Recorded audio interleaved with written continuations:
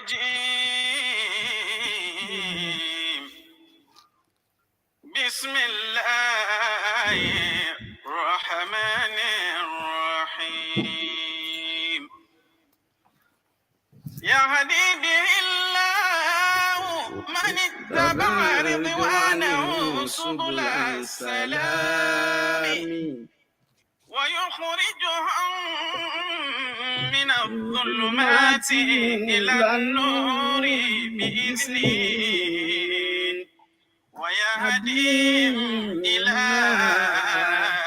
صراط مستقيم. وعليكم السلام ورحمة الله وبركاته. صدق الله العظيم. الله أكبر. ẹ bá wọlé, ẹ bá ṣíà ẹ bá pa àwọn èèyàn wọlé inshallah. Subhanallahi min al-mizani. Alhamdulillahi rabbil alamin. Adúpẹ́ fún Ọlọ́run, a ṣe ẹ̀yìn fún Ànábì wa Muhammad. Allahu akbar min al-mizan. Ẹ bá pa àwọn èèyàn wọlé kẹ́lẹ̀ wá gbádùn àwọn ìyá wa àlùbáríkà, àwọn ìyá wa àlùjánnà, àwọn ìyá tí wọ́n tún orí ọmọ ọlọ́mọ ṣe tí wọ́n bá bàjẹ́. Our Women Enlightenment program today, topic marriage and deceit. Inshallah, ó kàn mí, ó kàn wọ́n, ó kàn gbogbo wa. Ẹ bá wa share, ẹ bá wa share, ẹ bá wa share, ẹ bá wa share.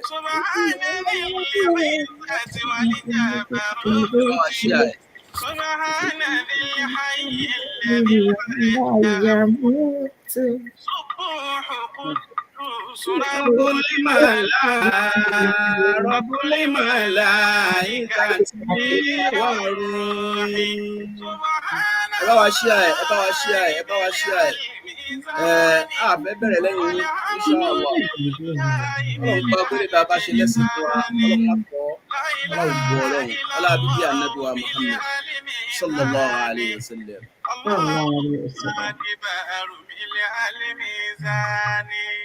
سبحانك الله خالقنا.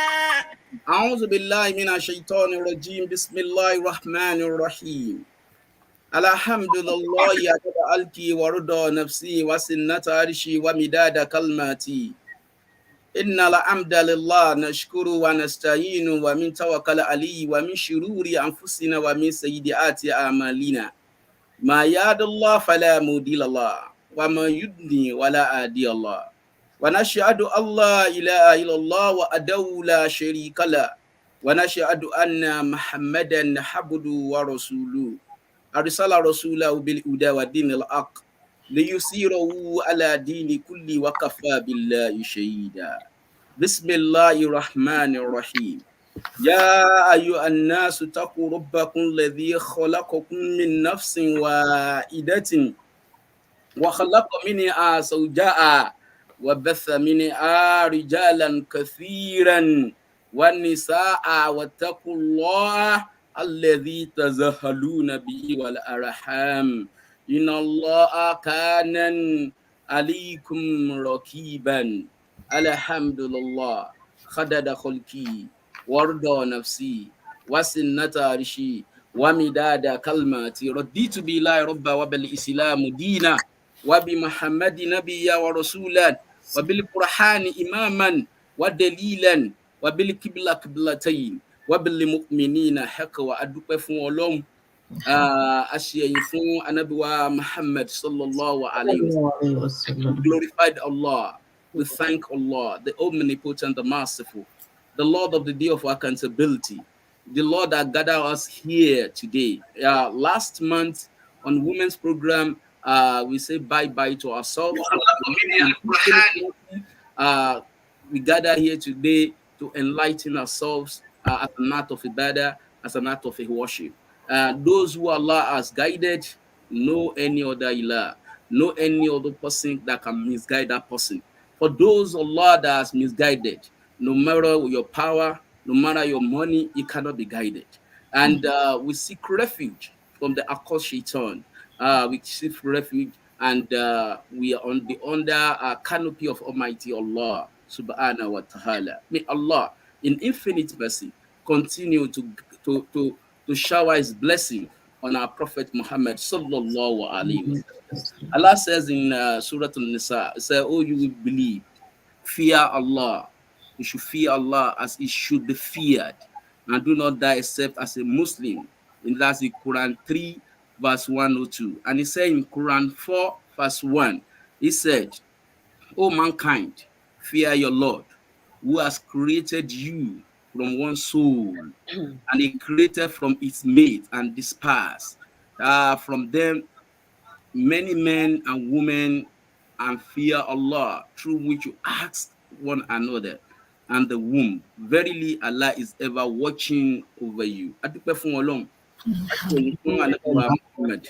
Ọba akẹ́rà lọ́lọ́run, ọba tí ń kẹ́ wa ni, ọba tí ń gẹ̀ wá, ọba tí ń ṣàánú wa fún gbogbo ìgbà. Tọ́lọ́run bá ti tọ́ sọ́nà, kò mà sẹ́nìkan tó tún lè ṣí lọ́nà mọ́. Ẹ bá péjọ títí pé kò ní mọ̀nà. Allahumma la amani alima atoita, wala amuti alima manata, wala rọ́ọ̀dà alima kọ̀dẹ́ìta, wala yanfa saljadi min kaljadu. Ọlọ́run ọba tó bá fẹ́ fúnyàn ní nǹkan, tó bá fẹ́ fúnyàn mọ̀nà, yóò máa fi wá mọ̀nà láì ní sí wa lọ́nà. Ọlọ́run àwa sádìwọ̀ Ọlọ́run, kó lọ́wọ́ èṣù ẹni ẹ̀kọ́ ẹni ègbé, àwa bẹ̀wọ̀ Ọlọ́run, bá wa fi òjíṣẹ́ ńlá àlàǹdó wa Muhammad gbogbo kẹ́ tí ò ní lábà wọn nígboro Medina, Ọlọ́run máa bá wa ṣe fún Ànábì wa Muhammad sallallahu alaihi wasallam. Torí ká má ba waste àsìkò púpọ̀, à ń kí ìyá wa Islamiyya, kí Ọlọ́run bá wa kí yín, Ọlọ́run bá dúró tì yín, Ọlọ́run máa fi yín lẹ̀ ńlá àmàmì insha Allah, wa rafa'nahu makana aliyya. Bákan náà, à ń kí ìyá wa Rizkiya Kamaludin, ìyá dáadáa, Ọlọ́run má jẹ́ mọ̀ṣì, Ọlọ́run má jẹ́ mọ̀nira, Ọlọ́run tẹ́ fẹ́, Ọlọ́run máa bá wa ṣe fún yín. Bákan náà, a kì í our own brand, yes, our own brand in Nasfat Radio, Alhaja Rashida Akewushola. Allah is always on the throne. Ọlọ́run wà lórí ìtẹ́ tí ò sì ní kùn bẹ́ẹ̀. Brand wa nìyẹn. Ọlọ́run dẹ̀ ní jẹ́ kí brand wa náà já lẹ́yìn wa, kò ní tí wọn sì ní tẹ́. Ọlá bíbí Ànábì wa Muhammad sallallahu alaihi wasallam. Àwọn kí gbogbo àwọn elétò Nasfat Radio, Nasfat Radio in America, in Canada, all over the world, inshallah. And gbogbo àwọn viewers wa náà tẹ́ bá wa pẹ̀lú wa ní gbogbo ìgbà. Ọlọ́run ní já wa lẹ́yìn ní, kò ní jẹ́ yín náà lẹ́yìn wa. Ọlá bíbí Ànábì wa Muhammad sallallahu alaihi wasallam. Lẹ́ni tí a máa gbójú wò lénìí, ó ní marriage and deceit. La ilaha illallah. Ó ní a máa gbójú wò tí ń ṣẹlẹ̀ ní àárín wa. Kọ́lọ́njọ́, Ọlọ́run gbogbo ibi tí àwọn ìyá wa tí wọ́n bàbá gbégbá lénìí, Ọlọ́run máa jẹ́ kí ó máa wá nú kásì rẹ̀ kọ̀ọ̀kan bẹ̀ inshallah. Máa lọ sọ́dọ̀ Alhaja wa Rizkiya Kamaludin, wípé nígbà tá a bá ní marriage and deceit, láàárín ìṣẹ́jú péréte, kí la ń pè ní marriage gangan? Bismillah. أعوذ بالله من الشيطان الرجيم. بسم الله الرحمن الرحيم. الحمد لله على نعمة الإسلام وكفى بالنعمة، والصلاة والسلام على المبعوث رحمة للعالمين المتمم به النبوة وعلى آله وأصحابه ومن والاه. السلام عليكم ورحمة الله وبركاته. Wa alaikum assalam wa rahmatullahi wa barakatuh. Àti gbogbo ojú tó ń wò wá káàkiri àgbáyé o, a kú dédé àsìkò yìí, àwa tá wà láàárọ̀, ìrọ̀lẹ́, ọ̀sán, alẹ́, a kí everybody. Ẹ ṣeun gan ni. Kí là ń pè ní marriage? Subhanallah. Marriage jẹ́ nínú afẹ́fẹ́ wo lọ́rọ̀ ọ̀nà Islam. Ó jẹ́ one of the signs of Allah. Ọlọ́run bá ṣe sọ fún wa nínú Suratu Rum. Wípé ní tó wọn Ọlọ́run bá gbà lérò fún wa nínú marriage, ó ṣàlàyé oníwà mí ní hayati khalaqakum min anfusikum azwaja litaskunu ilayha wa ja'ala bainakum mawaddatan wa rahma inna fi dhalika laayatin liqawmin yatafakkarun. Ó ní òun fi ìfẹ́ àti affection àti tranquility àti peace, òun lòun dá fún yín látara ara yín mate. Òun wá fi ìfẹ́, tranquility, peace, love, everything that we can think of tó máa ń fi ọkàn ẹ̀dá láyà balẹ̀ lọ́dọ̀ ara wọn síra wọn. Òun náà wọn bá dá, òun dá sí wa láàárín ká lè bá gbé pọ̀ pẹ̀lú ìfọkànbalẹ̀ àti ìfàyàbalẹ̀. Nítorí Ọlọ́run bá gbà lérò pẹ̀lú marriage yẹn, all of us know pé contract ni láàárín ọkùnrin àti obìnrin. Islam kò gbàyè ẹ̀ sílẹ̀. ṣùgbọ́n àmì ọlọ́run ọba ni fáwọn tó bá ṣe làákàyè ó ní wà lórí àyà tí nínú àmì wọn ọlọ́run ọba ni o kíkan ní yatafakkaru nínú àwọn tí wọ́n bá ṣe làákàyè tó ó yẹ kí oníkálukú wá mọ̀ pé nǹkan tó tóbi nǹkan tó nípọn nínú Islam òun ni ìbáṣepọ̀ tó wà láàárín ọkùnrin àti obìnrin tá a bá sọ pé àpapọ̀ láti gbà gbé ìgbésí ayé láyé ń bí then it's another kind of relationship tó yẹ pé ibi ìní kankan ló tán sí ó tún lè continue níjọ́ gbẹ̀ndẹ̀ àlùkìyámọ̀ tó tá a bá fi irú ọwọ́ bẹ́ẹ̀ mú marriage there is a lot of corrections we will make right from the get-go and then ongoing as well so mi mọ̀ bóyá ẹni kí n sọ deceit náà mọ́ at the same time is it. náà ẹ já máa mú díẹ̀ bẹ́ẹ̀ lórí pé tí a sì sọ ti pọ̀ ẹ ti bá a ṣí lóde ìgbé tí ń jẹ́ marriage náà nìyẹn inshallah ní tẹ́sí bá yanjú ṣùpọ̀ lẹ́ni inshallah bikudratillah a lọ sọ́dọ̀ alájà wa islamiyya nígbà tá a ti mọ tí ń jẹ́ marriage báyìí kí la wá lè pè ní deceit. Assalamu alaikum warahmatullahi wabarakatuh. Astaghfirullah subhanahu alhamdulillah wa la ilaha illa Allah akbar wa la hawla wa la quwwata illa billah. Wa salatu wa salam ala sayyidina Muhammadin wa ala alihi wa sahbihi ajma'in. A dúpẹ́ fún Ọlọ́run Ọba tí ó kà wá yẹ tó ṣe wá ní mùsùlùmí. Mo kí ẹ̀yin ìyá àlùbáríkà àti ìmáàmù wa kọ́lọ́run bá kí ó jẹ́ kí a rí yín pẹ́. Alhamdulillah àti gbogbo ojú tó ń wò wá. Kí ni à ń pè ní deceit nígbà tí a ti sọ pé marriage a ti mọ̀ pé ó dúró lórí àdéhùn a dẹ̀ ti mọ̀ pé a jọ ní àmọ̀ọ́nà sí ara wa a ti mọ̀ pé Ọlọ́run fi so wá pọ̀ tó ní pé ká ní àánú ara wa lójú ká dẹ̀ máa jẹ́ ìfàyàbalẹ̀ fára wa kọ́kọ́ máa jẹ́ fàyàbalẹ̀ fún ìyàwó kíyàwó máa jẹ́ ìfàyàbalẹ̀ fún ọkọ ẹ wá rí gbogbo ìgbà tá a bá wá ti wá yọ foundation yìí tó bá ti tá a bá wá ti jẹ́ kó mì as a result of our actions or inactions òun náà ló máa jẹ́ deceit eléyìí tó ń túmọ̀ sí wípé ibi tó ti yẹ ká rí ìfàyàbalẹ̀ gbogbo wa tá a bá ti wá hùwà tó wá jẹ́ pé ó wá mú ìbànújẹ́ wá ó wá mú ìpayín keke wá pàápàá based on trust because when you are going to marriage into a union with anybody you are choosing that person among a lot of other choices tó ní because you trust that person better and because o wò pé á tí n bá tẹ̀ díjú mo lè gbára lẹ́ni yìí and o tún mọ rules ẹ àsọkọ ọmọojúṣe àti ìyàwó ó wá rò pé gẹ́gẹ́ bí ọkọ eléyìí lè ṣe ojúṣe tọ́lọ́run ní kó ṣe lórí mi eléyìí lè ṣe ojúṣe tọ́lọ́run ní kó ṣe gẹ́gẹ́ bí ìyàwó gbogbo ìgbà tí a bá wá ti yọ trust yẹn kúrò ńbẹ̀ tá a bá ti jẹ́ kí foundation yẹn wọ́ tí ó wá ti pa ẹnìkejì lára tó wá jẹ́ ibi tó rò pé ọkàn ibi tó rò pé òun máa rí fàyàbalẹ̀ gbogbo expectations ẹni tó yẹ kó bá opposite ẹ̀ ló máa ń wá ń bá as a result of nǹkan tí Yorùbá ń pè ní ẹ̀tàn àbí ká sọ ẹ̀tàn ká pè yẹn ní deceit ní Yorùbá òun nìmí máa fẹ́ define as deceit whether I feel pé mo ní right láti ṣe bẹ́ẹ̀ àbí this is the reason because deceit náà tẹ́ bá béèrè lọ́wọ́ ẹni tó ṣe wọ́n máa ní different excuses but níwọ̀nba àgbà tó jẹ́ pé orí òdodo orí ìfàyàbalẹ̀ orí trust àti fẹ́ láti fi join ara wa papọ̀ wípé okay ìwọ Ọlọ́run ọba tó ní kọ́kọ́ àtìyàwó fún máa jẹ́ tọkọ àtìyàwó tó bá ti yẹ látàrí nǹkan tá a ṣe from our own side actions àbí any other thing òun náà la màmá wa pè ní deceit tí ọ̀rọ̀ tí wá ń jẹ́bi pé secret tí wá wà ń bẹ̀ àti wá ń doubt ara wa kò wá sí trust mọ́ foundation ti bẹ̀rẹ̀ sí ní shake a lè sọ pé deceit ó ti wọ inú marriage. Naam, alhamdulillah rabbil alamin. Àwa para alájà wa Akéwúṣọlá Rashida deceit tí wọ́n sọ yìí náà àwọn kan wo lè fa deceit yìí nínú marriage àwọn kan wo lè fa. Alhamdulillah rabbil alamin. Alhamdulillah adada alki. Alhamdulillah warida nafsi. Alhamdulillah wazinata arshi. Alhamdulillah rabbil alamin.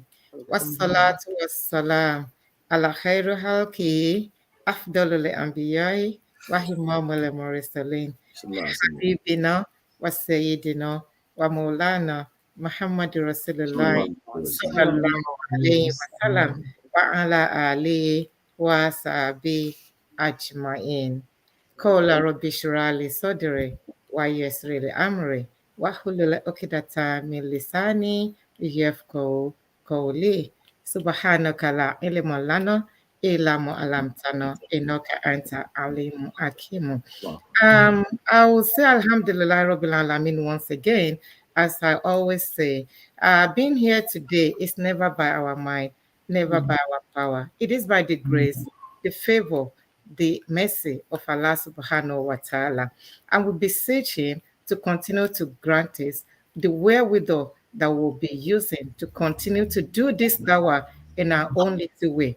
May it be beneficial to we, the speakers, may it be beneficial to the listeners and to those that will be watching at a later time. Inshallah, because Amin Allah. yeah. Alhamdulillah, Rabbil Alameen. What are the causes of deceit?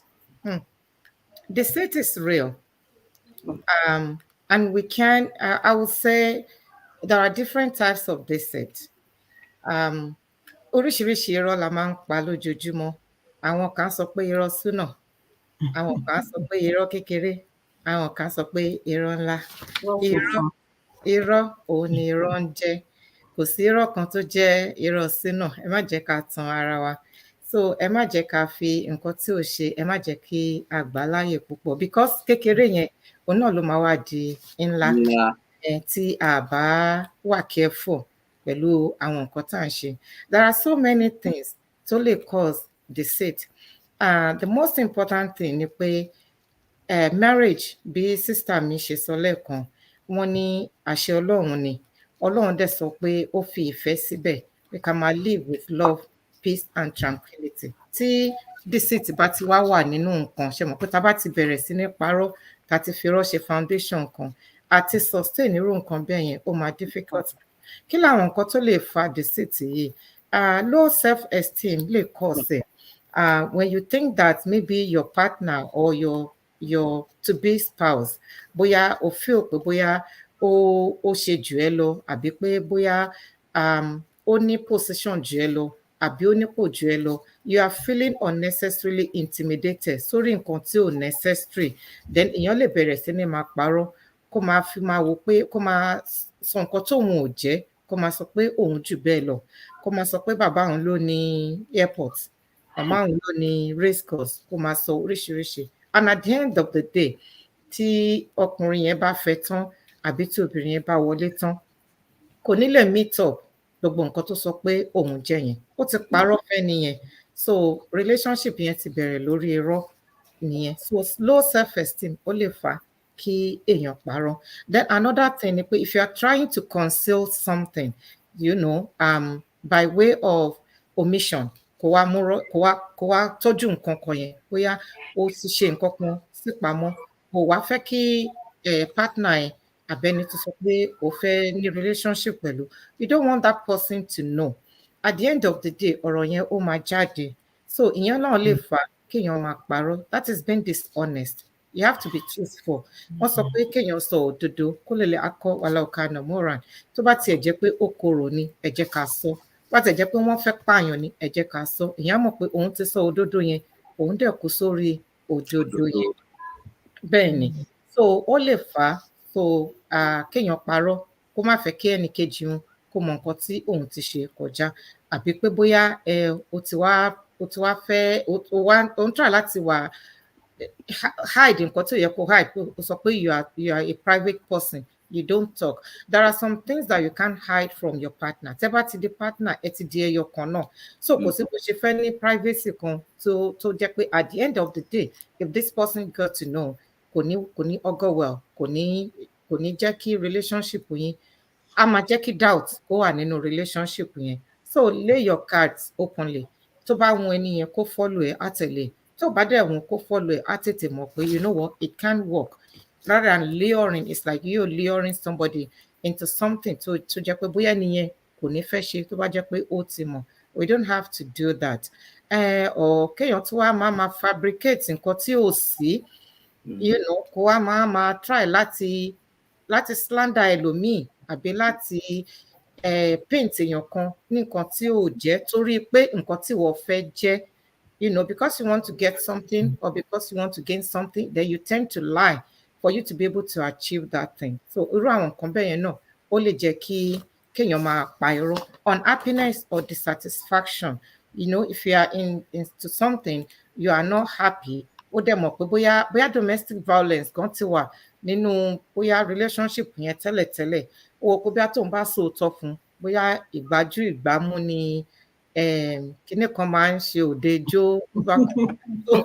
So thank you, Imam. So yeah, you know what, let me just limit my nǹkan tí máa sọ so that kó má tún di wàhálà. So the fear, of unknown nígbà míì náà ó lè tún jẹ́ kí èèyàn máa parọ́.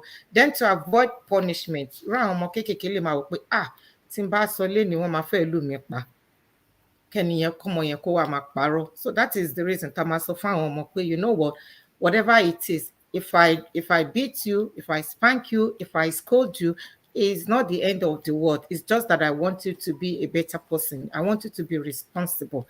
So ká máa sọ fún àwọn ènìyàn pé àtirọ́ kékeré àtirọ́ ńlá, just say it. Tó bá ti ṣẹ̀ sọ̀rọ̀, má pa irọ́, ṣé mọ̀, kéèyàn máa avoid punishment náà ó lè jẹ́ kí kéèyàn máa parọ́. Wọ́n dẹ̀ sọ pé àwa òbí la ní iṣẹ́ púpọ̀ láti ṣe lórí àwọn ọmọ, lórí irú nǹkan bẹ́ẹ̀, pẹ̀sán wọ́n máa emulate nǹkan tá a bá ń ṣe.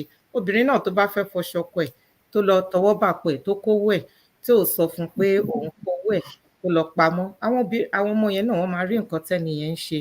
So àwọn náà will tend to follow suit. So we are mirror fún àwọn ọmọ wa. So whatever we do, a ní láti wà careful kí a má fi irọ́ sí. Whatever tá a bá base sórí irọ́, it won't last.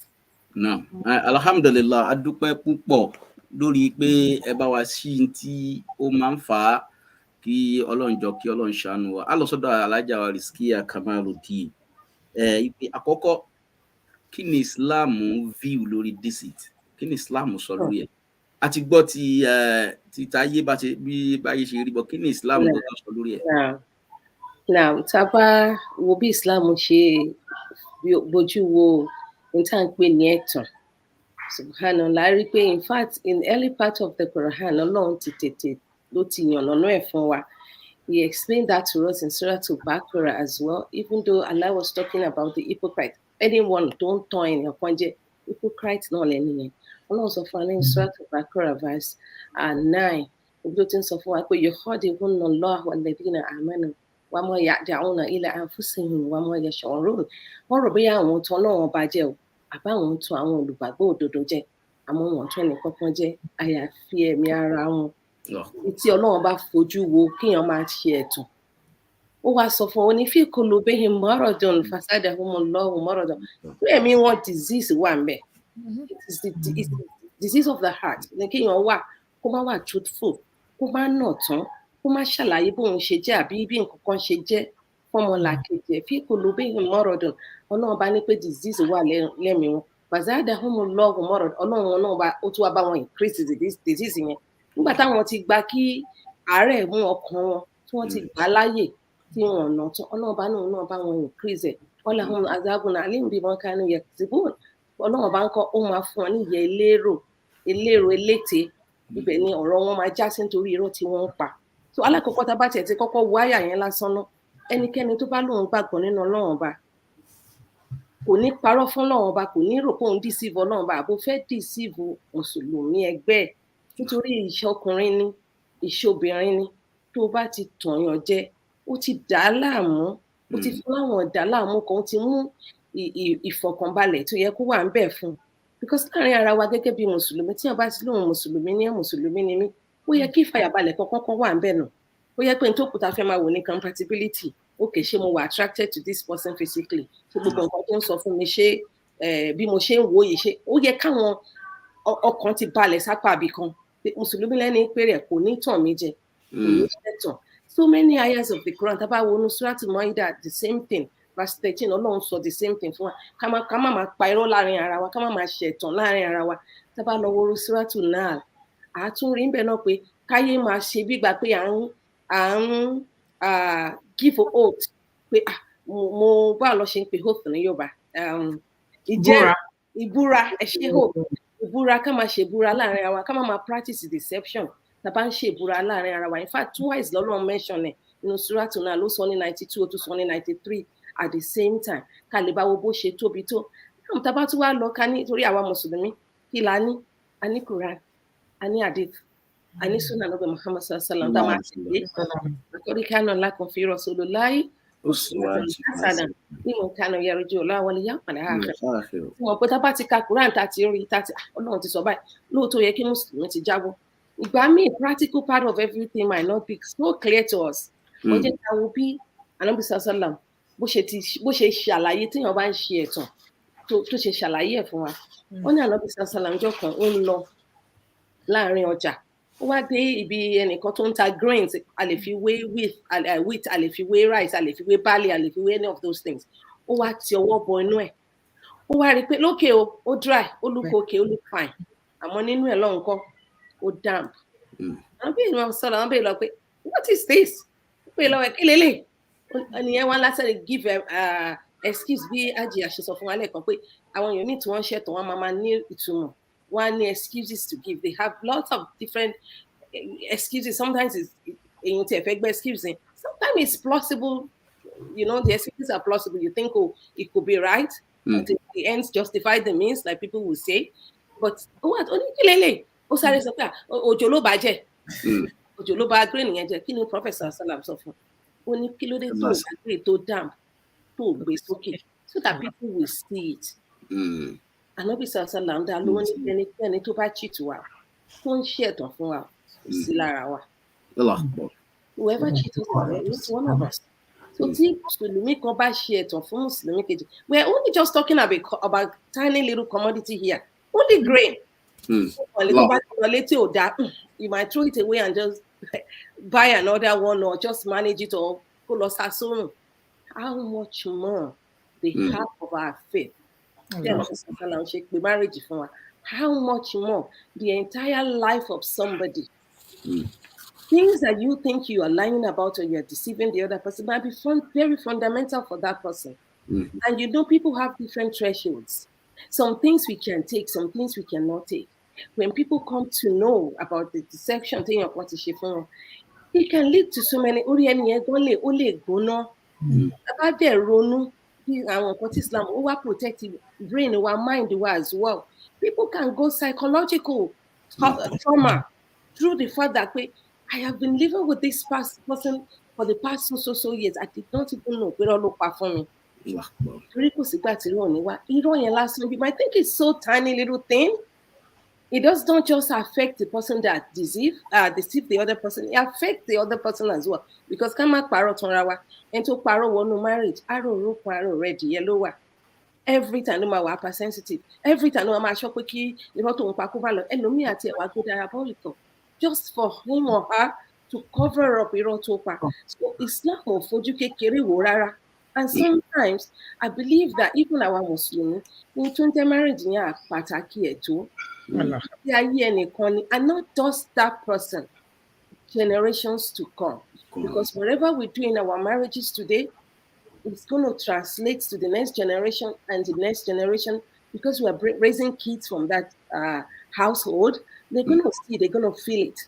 Even if we do not say anything, they're going to feel it, and it will go from generation to generation.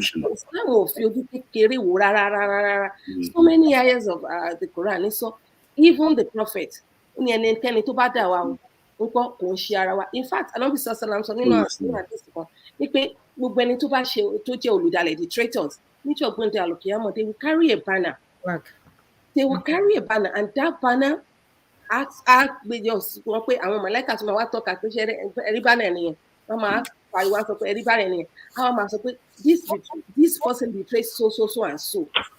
Tábàlọ́ sọ ìwà ariwo wò sí it there. Nípa ẹni yóò ó parọ́ fún ẹni báyà ní báyìí. If ẹni tó fẹ́ parọ́ bá mọ gbogbo orú eléyìí, I don't think anything is worth it at the end of the day. Whoever you want to lie to, trust me, my brother, my sister, that person is not perfect. That person is not an angel. The way you look at that person when you get in, it will be a little different. Because then I think about ṣe wá lójú yóò pé this àfi dandan àfi kí n fẹ́ nìyẹn àfi kó jẹ́ tèmi.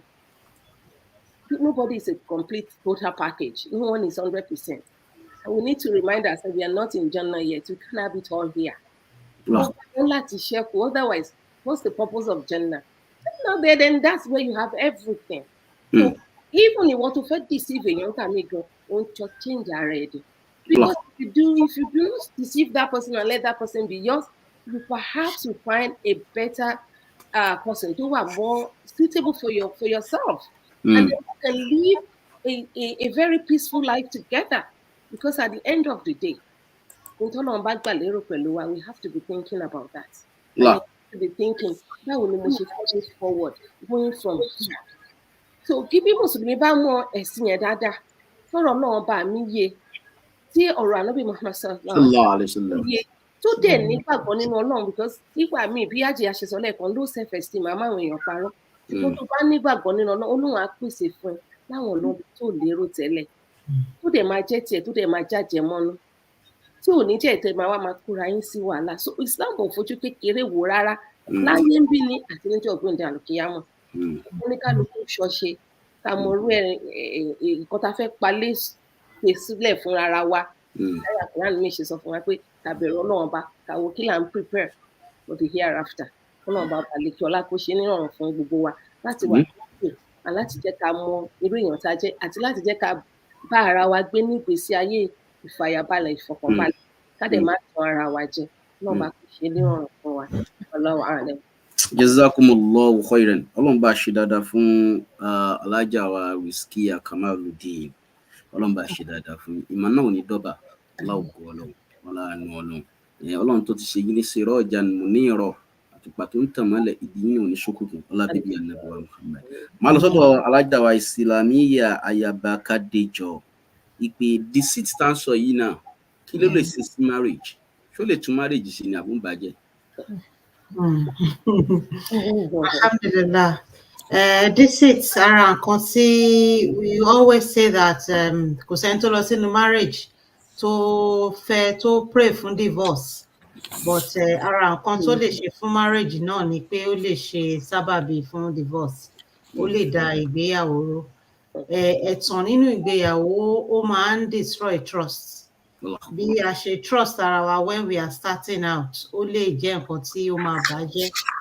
I mean, even when you forgive, you might not have what you had when you were starting out. Ó lè kàn forgive kó ṣáà move on pé okay, no problem, ẹlẹ́ran ara ní gbogbo wa. But at the same time, torí pàjẹ́ ẹlẹ́ran ara yẹn gangan, each time tí ọkọ bá rántí àbí tí ìyàwó bá rántí pé ó dẹ̀ tàn mí ní so number of years, á tún máa dùn, á tún máa wá check rẹ̀ àwọn nǹkan tó yẹ kó ṣe bó ṣe ń ṣe tẹ́lẹ̀, ó tún máa wá rọra wà slightly change nítorí pé ó pé ó tún lẹ́ni tó sì deceive mi lẹ́ẹ̀kan, of course kí ló dé tí ò tún lè ṣe mọ́. Ara àwọn nǹkan tó lè ba ìgbéyàwó jẹ́ òun náà ni ẹ̀tàn wà. And again, nígbà tí ọkọ àti ìyàwó tá a fẹ́ra wa torí ìfẹ́, torí pé Ọlọ́run bá so wá pọ̀, torí pé ká lè ní ìfàyàbalẹ̀. Nǹkan tí deceit tún máa ń ṣe nínú ìgbéyàwó ni pé it hurts everybody. The people you are not supposed to hurt, the people you love, you end up hurting them. And when somebody outside, like a stranger that doesn't mean anything to you, hurts you, you just feel like, okay, well, it's one of those things. Before you know it, you forget about it.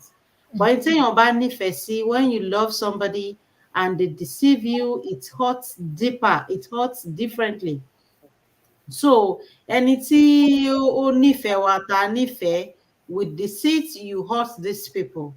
Eléyìí tó ń jẹ́ pé ó máa dùn wọ́n gan-an ni. Then tá bá tún wo deceit, it might start with something small, but you need a lie to cover up a lie, cover up a lie, cover up a lie. Ó máa wà complicated. So nǹkan tó jẹ́ small issue, torí pé ẹ̀tàn wọ̀ ó máa wá it can become really totally complex, totally twisted, that kò tẹ̀ wá ní lójútùú mọ́. You actually started out with a lie just to say, okay, just a tiny bit lie. It doesn't hurt anybody. But at the same time, nígbà tó bá máa impact, it hurts everyone, it complicates things and make everything like kò tiẹ̀ wá nǹkan tó yẹ kí ó yá ká sọ pẹ̀lú communication, understanding, ká kúrò ńbẹ̀. Deceit tó bá wá fi kún láti sọ pé a fẹ́ fi rectify ẹ̀, at the end of the hour rí pé ṣe ló wá fọ́ lójú tàtẹ̀ ní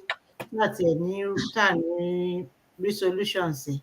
Then where there is deceit, normally marriages will always have ups and downs. We always like step on each other's toes sometimes. And expectations were not only met. But there's room for conversation, communication. But where there's deceit, it makes truthful, deeper conversation to hold. It makes it difficult to hold. Ọ̀rọ̀ tó yẹ ká sọ ní tùbínùbí pẹ̀lú understanding, pẹ̀lú neutral mind. Tí ò bá sí deceit, like you are really open, this is me, take me for who I am or not. Tí a bá ti fi rọ́kun láti ilẹ̀, ó máa difficult fún ẹni tó jẹ́ victim tá a betray láti ẹ̀ ti sọ pé òun ti ẹ̀ fẹ́ jókòó, not to mention pé okay àwa ní discussion tí ó wá lè lead wa to something positive àbí tó wá lè empower àbí tó wá lè helpful tó lè jẹ́ solution. So another thing tí mo tún rò pé deceit ó tún lè ṣe sínú marriage ni wípé ó máa ń lower self worth èèyàn. Ẹni tí ó ń parọ́, you know, there's a saying that when you take love out of somebody, when you love somebody, if you take that love away, time yẹn nìkan ló máa rí pé this person is ordinary. It is the love you have for them that makes them look so big. We are all ordinary, but ẹni tó bá nífẹ̀ẹ́ wa la máa ń tóbi lójú ẹ̀. So you now realize that níbi tí rọ́bà ti wá wà, ẹni tó parọ́ tí ẹni tó ń parọ́ fún ti gbé ńlá, ó máa di ordinary. Ẹni tó tún wá parọ́ fún, ibi tí deceit tún wá wà harmful dé ni wípé ẹni tó parọ́ fún tún wá lè máa feel small. Self-worth tẹ̀hún gan tún lè wà affected pé okay, let me even check myself, maybe it's actually my fault. Àbí kí ló dé tí ó máa keep this kind of issue away from me for so long? Àbí kí ló dé tí this thing is a straightforward thing? Kí ló dé tó ṣe parọ́? Is something wrong with me? Ó tún máa wá jẹ́ kẹ́nìyẹn without no fault of his or hers, ó tún lè lead to kó tún find it difficult láti to trust another person. Ẹni tí ò mọwọ́ tí ò mẹsẹ̀ that is coming with all the truth 100%, you now find yourself finding it difficult to trust this person because you know what? The closest person to you, your spouse, has lied to you, deceived you, and you just found out. You felt betrayed so much that you cannot even trust another person. Ẹni tó yẹ kó mú tọ́lọ́run ti ránṣẹ́ pé òun ló máa ṣe sábàbí dáadáa, you now meet that person and you now like, oh, I'm not really interested. Irọ́ ni gbogbo wọn pa. Tí tọkọ mi bá lè parọ́ fún mi, àbí tí ìyàwó mi bá lè ṣe bẹ́ẹ̀ fún mi, who else? Not knowing that this person is actually trustworthy, and that is your baraka right there. So it's going to affect everything, like not just the home.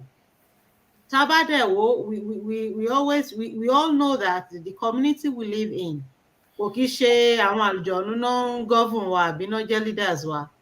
The president, the governor, the honorables, the whatever, they are somebody's husband, somebody's wives. So láti inú ilé náà tí ò bá ti sóòótọ́ tó dẹ̀ ti wà deep rooted, kò sí bí ò ṣe ní wọnú society.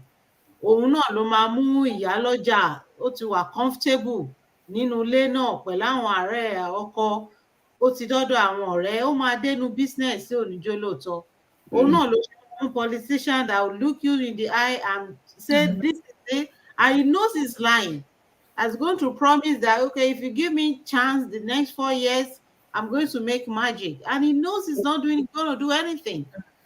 Láti ilẹ̀ náà ló ti wà comfortable, so tí society tó bá wà comfortable pẹ̀lú rọ́, wọn ò ní láàánú ara wọn lójú. They will not be kind, they will not have any mercy, there will be no love. Inú wàhálà náà ló máa wà. And I always say that níbi tá ti wá lọ́hùn, that for now I don't know if there's any leader is going to do any magic if you don't change who we are. Because àwọn tájọ wà ní tán wà nínú ilé náà náà bọ́ síta nínú family ibẹ̀ ló dẹ̀ ti wọ́ wa. So unless we change who we are in terms of pé ká fìbẹ̀rù Ọlọ́run ṣe òtítọ́ pẹ̀lú ara wa, irú leader tá deserve náà la máa rí. Ẹni tó náà níyàn dáadáa, you find out pé tó bá débẹ̀ kò ní rí dáadáa ṣe. Because the people, we keep deceiving ourselves. So Yeah. Jazakumullahu khairan. Ọjọ́ Ọlọ́run jẹ́ àárín yín pẹ́. Ọlọ́run ò ní da ọpọlọ yín rú, ọláwùgọ́ Ọlọ́run. Ìmọ́lẹ̀ tẹ́ ń tàn sílé ẹnì kọ̀ọ̀kan torí pé n tẹ́ ń sọ lọ́wọ́lọ́wọ́ báyìí nísìnyí, àwọn ẹlòmíín ti ń ṣe lọ́wọ́ tí wọ́n fẹ́ correct ara wọn. Ẹlòmíín náà ti ń rò lọ́kàn rẹ̀ pé n tí mò ń ṣe yìí ṣé kìí ṣe pé Ọlọ́run á mú mi lẹ́sẹ̀ ògbèjì báyìí. Gbogbo eléyìí náà tá a ṣe ń ṣe yìí náà, dáwà tá a ń ṣe yìí náà, tẹ́mi ṣe máa ń sọ, a ní ìdí ẹ̀ ní part of the world táwa wà yìí. Ó ṣe pàtàkì. Ẹni tí ò bá gbèlú yìí kò lè mọ bí ìlú yìí ṣe rí. Ẹni tí ò bá wà ní diaspora kò lè mọ bó ṣe rí. Ẹni tó bá kàn gbọ́ròyìn tó ń kà lórí CNN, tó ń kà lórí gbogbo ẹ̀, irọ́ ni o. Torí pé nítorí chip mi lè gbé tó lọ sọ́dọ̀ alájà wa Rashida. Káà tó dá Amẹ́ríkà, a rò pé báyà máa sáwó ńlẹ̀lẹ̀ ni o. Nígbà máa mú lẹ̀lẹ̀ ni. Àti ẹ̀mọ́ ẹgbẹ́ tí ń tọrọ bára wà. Ìjọta dé New York láìpẹ́ kan náà fi kọ́rọ́. Máa wo ojú ẹ̀ báyìí pé àti débẹ̀ náà pé ó tún tọrọ owó ń bì. Gbogbo tá ń rí lórí CNN, tá ń rí lórí gbogbo ẹ̀yẹn, àwọn tó wà ní media house wọ́n mọ̀, wọ́n bá fiction sí tí ó look dáadáa. Ṣùgbọ́n dáwà tẹ̀yìn wá ń ṣe fáwa tá wà ní Canada, America, UK, Ireland, Germany àti gbogbo bí tá ti ń wò wá yìí, yóò máa fọwọ́ bẹni kọ̀ọ̀kan nú pé èmi náà ṣe kí ni, èmi náà gbọ́dọ̀ change. Ya Rashida Akéwúṣọlá, kí ni àwọn signs láti lè mọ̀ pé deceit lélẹ̀? A ṣáà gbọ́dọ̀ rí sign. Kí làwọn signs tá a máa fi mọ̀ pé deceit lélẹ̀? Alhamdulillah. The signs are not far-fetched. Wọ́n sọ pé tí ojú bá fara balẹ̀, ó máa rí mú. Now, You can easily tell if someone is lying. Ẹ jẹ́ ká wo ẹni yẹn tó bá ti ń avoid eye contact. Tí èèyàn bá ti ń bá yín sọ̀rọ̀, tó ti ń gbójú sílẹ̀, àbí tó ti ń fọwọ́ gbojú, tó ti ń fidget, tó ti ń fi aṣọ ṣeré, tó ti, you will know something is wrong somewhere. Something is going on. So that's one of the red flags. Where, you open your eyes and, be vigilant. If you are bold enough, ask the person. Discussion why you don't seem to be comfortable about it. What's going on? Tell me. And for you to be able to ask such questions, you too should be ready to, accept in cooking koti any basso. So, somebody avoiding eye contact, even only jore in your goni, to bati kapo shin kokon, to one be, you will see the countenance, you will see the attitude, any. So, ní láti dààmú lọ títí púpọ̀ kó tó mọ̀ pé the iota of truth wà nínú nǹkan tó ti gbọ́ àbí nǹkan tó ti rí pẹ̀lú irú gesticulation tí ẹni yìí tó ń ṣe. And some people they are very, very good at giving excuses. Tó bá ti rí èèyàn tó jẹ́ pé ó ṣáà máa rí reasons fún nǹkan kan ṣáá ni, there's nothing you say that he won't be able to defend, or she won't be able to defend, or she won't be able to have excuse for. Because you can not always be right at all times. Possible. So there will be times we're missing somewhere. So own it up rather than giving excuses or being defensive. You're necessarily defensive. So, if you see that proof for that, ask more. Why?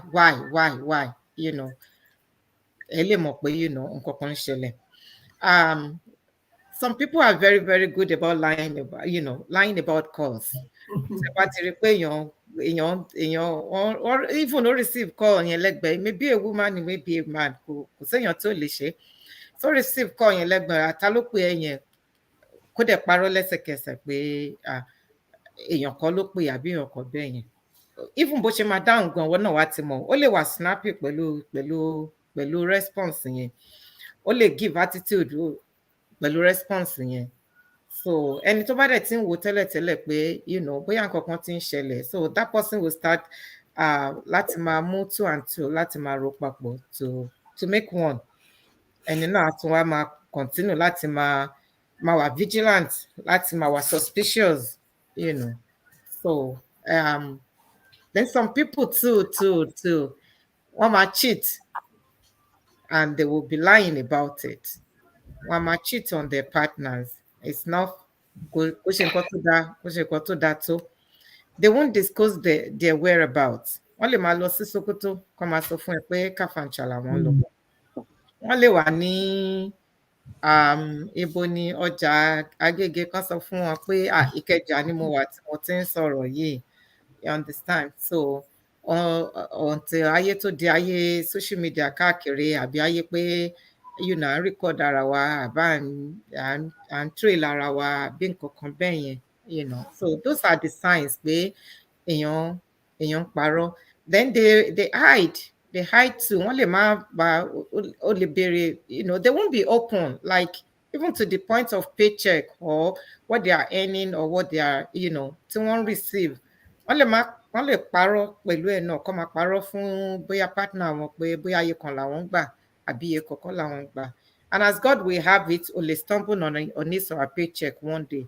Or ẹni tó dẹ̀ ń parọ́ gan lè ti gbàgbé pé òun parọ́ yẹn, because kẹtún wá máa sọ̀rọ̀ níjọ́ mi kọ́rọ̀ tún wá jáde kó sọ pé this is what I'm making now àbí nǹkan bẹ́ẹ̀. Ó ti gbàgbé initially pé òun tó sọ pé nǹkan báyìí ni, so kó tún wá sọ nǹkan míì lọ́jọ́ mi. So ìyẹn náà ara signs pé èèyàn parọ́ ni, kọ́lọ̀ kó ṣàánú wa, kó jẹ́ ká máa mọ̀ ọ́ ṣe any type of irọ́. Bí mo ṣe sọ, kò sí èyí tó dáa nínú ẹ̀, kò dẹ̀ sí èyí tó máa bí ọmọ rẹ̀ nínú gbogbo ẹ̀. So we should just try as much as possible to be honest, in whatever we're doing, to bó ṣe lè wù kó lágbára tó, ẹ jẹ́ ká try láti ṣòtítọ́. Now, alhamdulillah, máa padà sọ́dọ̀ alájà wa Rizkiya, máa ya bàrà díẹ̀ nínú bí tá a ti ń bọ̀, torí pé deceit ni à ń sọ. Jẹ́ ọkọ àti ìyàwó tá a bá wò nípa sexual intercourse. Sexual intercourse, ká wò yí pé torí tí ń lọ ní environment wa lẹ́nujọ́ mẹ́ta yìí ó lágbára. Tí etí dẹ̀ ń gbọ́ lẹ́nujọ́ mẹ́ta yìí ó lágbára. Ǹjẹ́ kọ́lọ̀ ń gáìdì wa, mo fẹ́ gbé lẹ́nu. Ǹjẹ́ ó ṣe pàtàkì kọ́kọ àti ìyàwó discuss báwo náà ṣe lágbára sí kan tó marry? Pé èmi báyìí o, mo lágbára o, èmi báyìí o, mo like kíní yìí o. Àbí ìyàwó náà tó jẹ́ pé ìyàwó mi wà tó jẹ́ yí pé bó o bá tí ìkoríkì ẹ̀, Àníkẹ́, Àlàkẹ́, má wò mí ràn lálẹ́ yìí báyìí, gbé wọn kan bẹ́ẹ̀ kò ní dáhùn. Ṣùgbọ́n ẹlòmíì wà tó jẹ́ yí pé bó ń lọ bí iṣẹ́ gan lásán, bó o dé gan lásán, àfi pé kó sáà ṣe kíni, pé ká sáà ríra wa. Ṣé ibẹ̀ yẹn náà sí deceit náà lè gba bẹ̀ yẹn wọlé nígbà tọkùnrin bá fẹ́ ni tó jẹ́ pé ọkùnrin lágbára tóbìnrin ò ní, àbóbìnrin ló lágbára ju ọkùnrin lọ? Ẹ bá gbójú wo bẹ̀ yẹn. Ohun tó ń lọ níbi tá a ti ń ṣe nísìnyìí ló ti di pé a ti ń gbọ́ táwọn kan ń sọ pé 3 some 2 some, Ọlọ́run kọ́lọ̀ má jà rírú ẹ̀. Ẹ bá gbójú wo area yẹn, ṣó lè fa deceit? Gbogbo ẹ̀yà wa náà lẹ́sọ̀ọ́ sí o, ṣó lè fa deceit? Àbá gbọ́dọ̀ kọ́kọ́ sọ irú nǹkan bẹ́ẹ̀ yẹn láàrin ara gbogbo bẹ́ẹ̀ mi ṣe lágbára tó ní o, èmi ò lágbára tẹ́lẹ̀ yìí o, èmi ò ṣe bẹ́ẹ̀, àbí báwo ọ̀nà wo lágbègbà? A'udhu billahi minash shaitanir rajim. Ọlọ́run kò fún wa sọ. Now, tá bá ní ká wò dáadáa, tá bá gbé kalẹ̀ bí Islam ṣe gbé kalẹ̀. Alákọ̀ọ́kọ́, ọkùnrin gan ò tí ì lè mọ báwọn ṣe lágbára sí when it comes to a woman. And obìnrin gan ò yẹ kó tí ì mọ̀ pé báyìí mo ṣe lágbára sí when it comes to a man.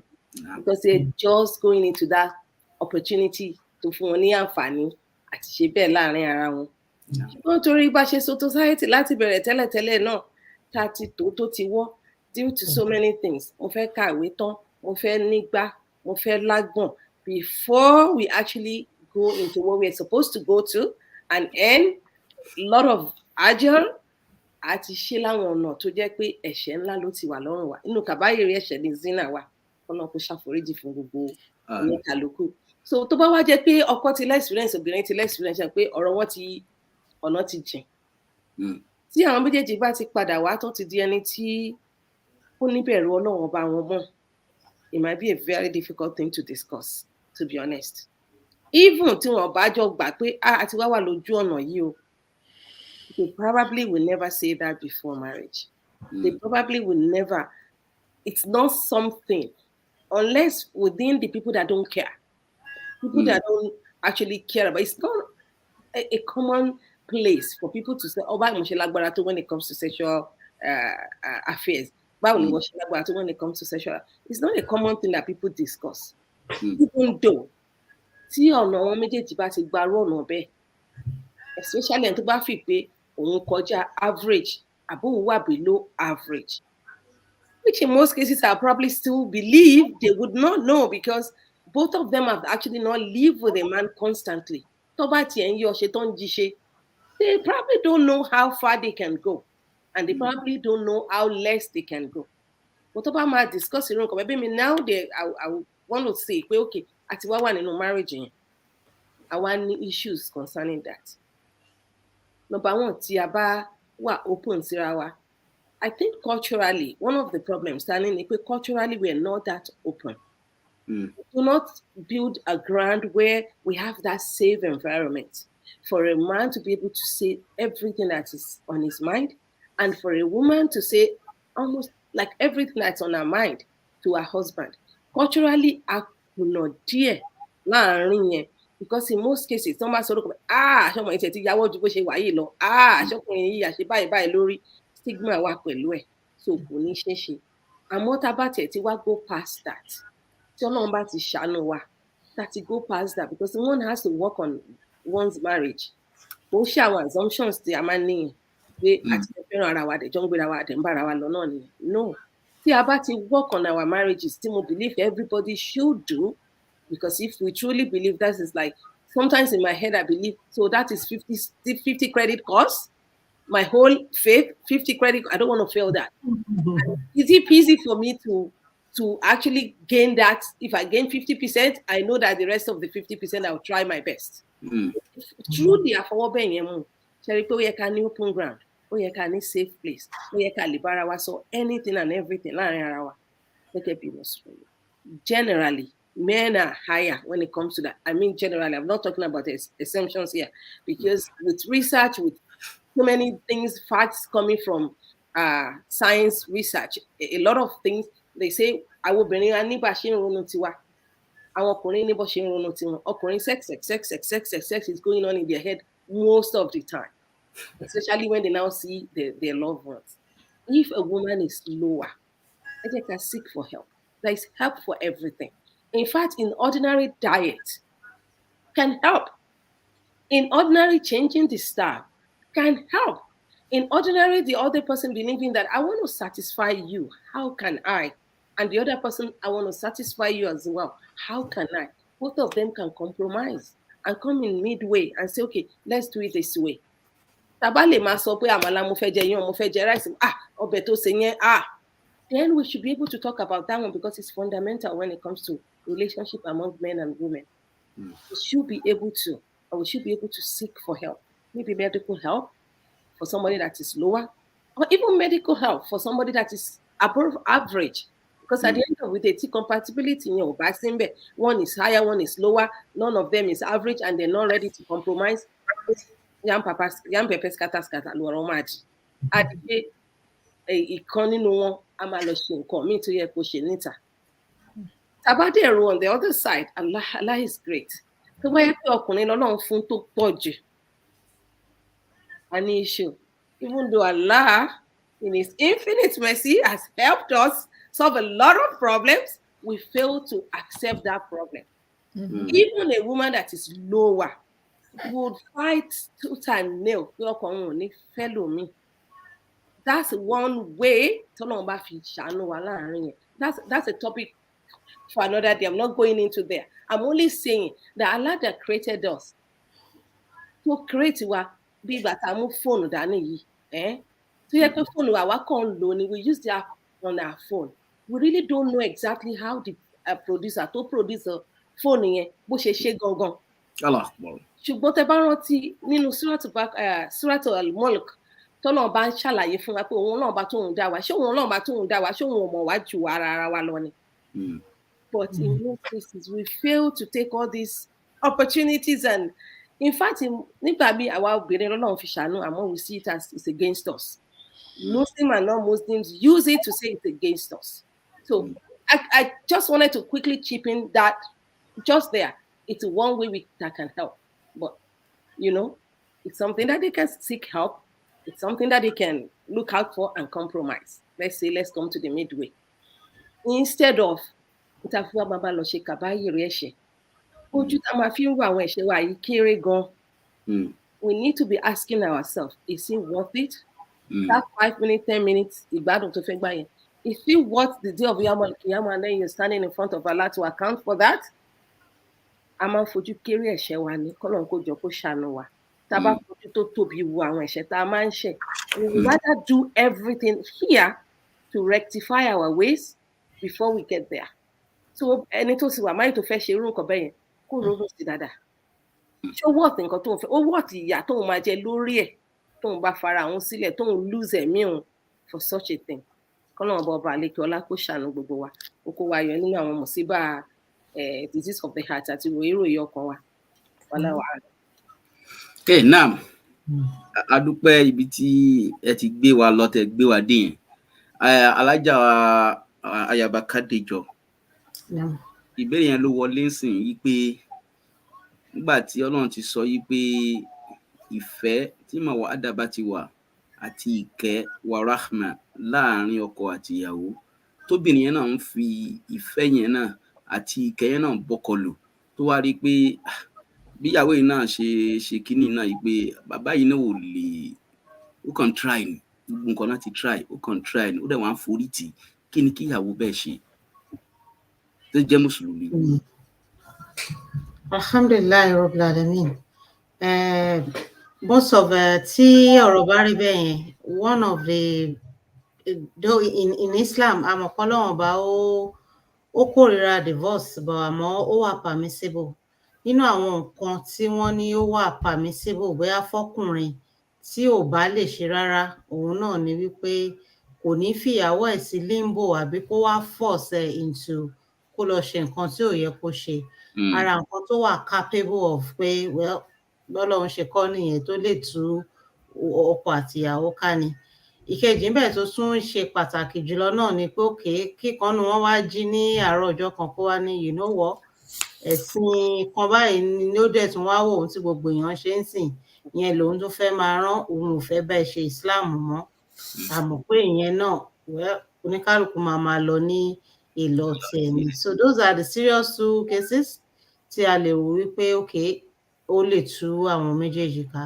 àmọ́ ní situation tó jẹ́ wípé kò kí ṣe pé kò tiẹ̀ wá lè ṣe nǹkan kan rárá wípé kò tó ni what Ajia has said there is help out there tí ó lè seek eléyìí tó wá lè work fún oníkálukú there is no one can fit all help wípé okay èwo ló wá lè work fún wọn as a couple òun ni wọ́n máa wá mọ̀ but there is definitely it's more of pé kéèyàn sick it's like a sickness ẹlòmíì náà tó bá sick kò ní tó bá lo paracetamol kọ́ ní nǹkan tó ń ṣe ló gbà it is just a symptom of nǹkan tó ń ṣe gangan tó ṣe wà hidden ó sì ní diagnosis so torí paracetamol work fún headache èèyàn kan kò mí pẹ́ tó ní headache náà headache ló really ní headache ti tiẹ̀ lè jẹ́ symptom of something else tó ní diagnosis tó yẹ pé surgery náà sì ń mú lọ but so to paracetamol ó máa lò náà ni kò ní ṣiṣẹ́ so what is the problem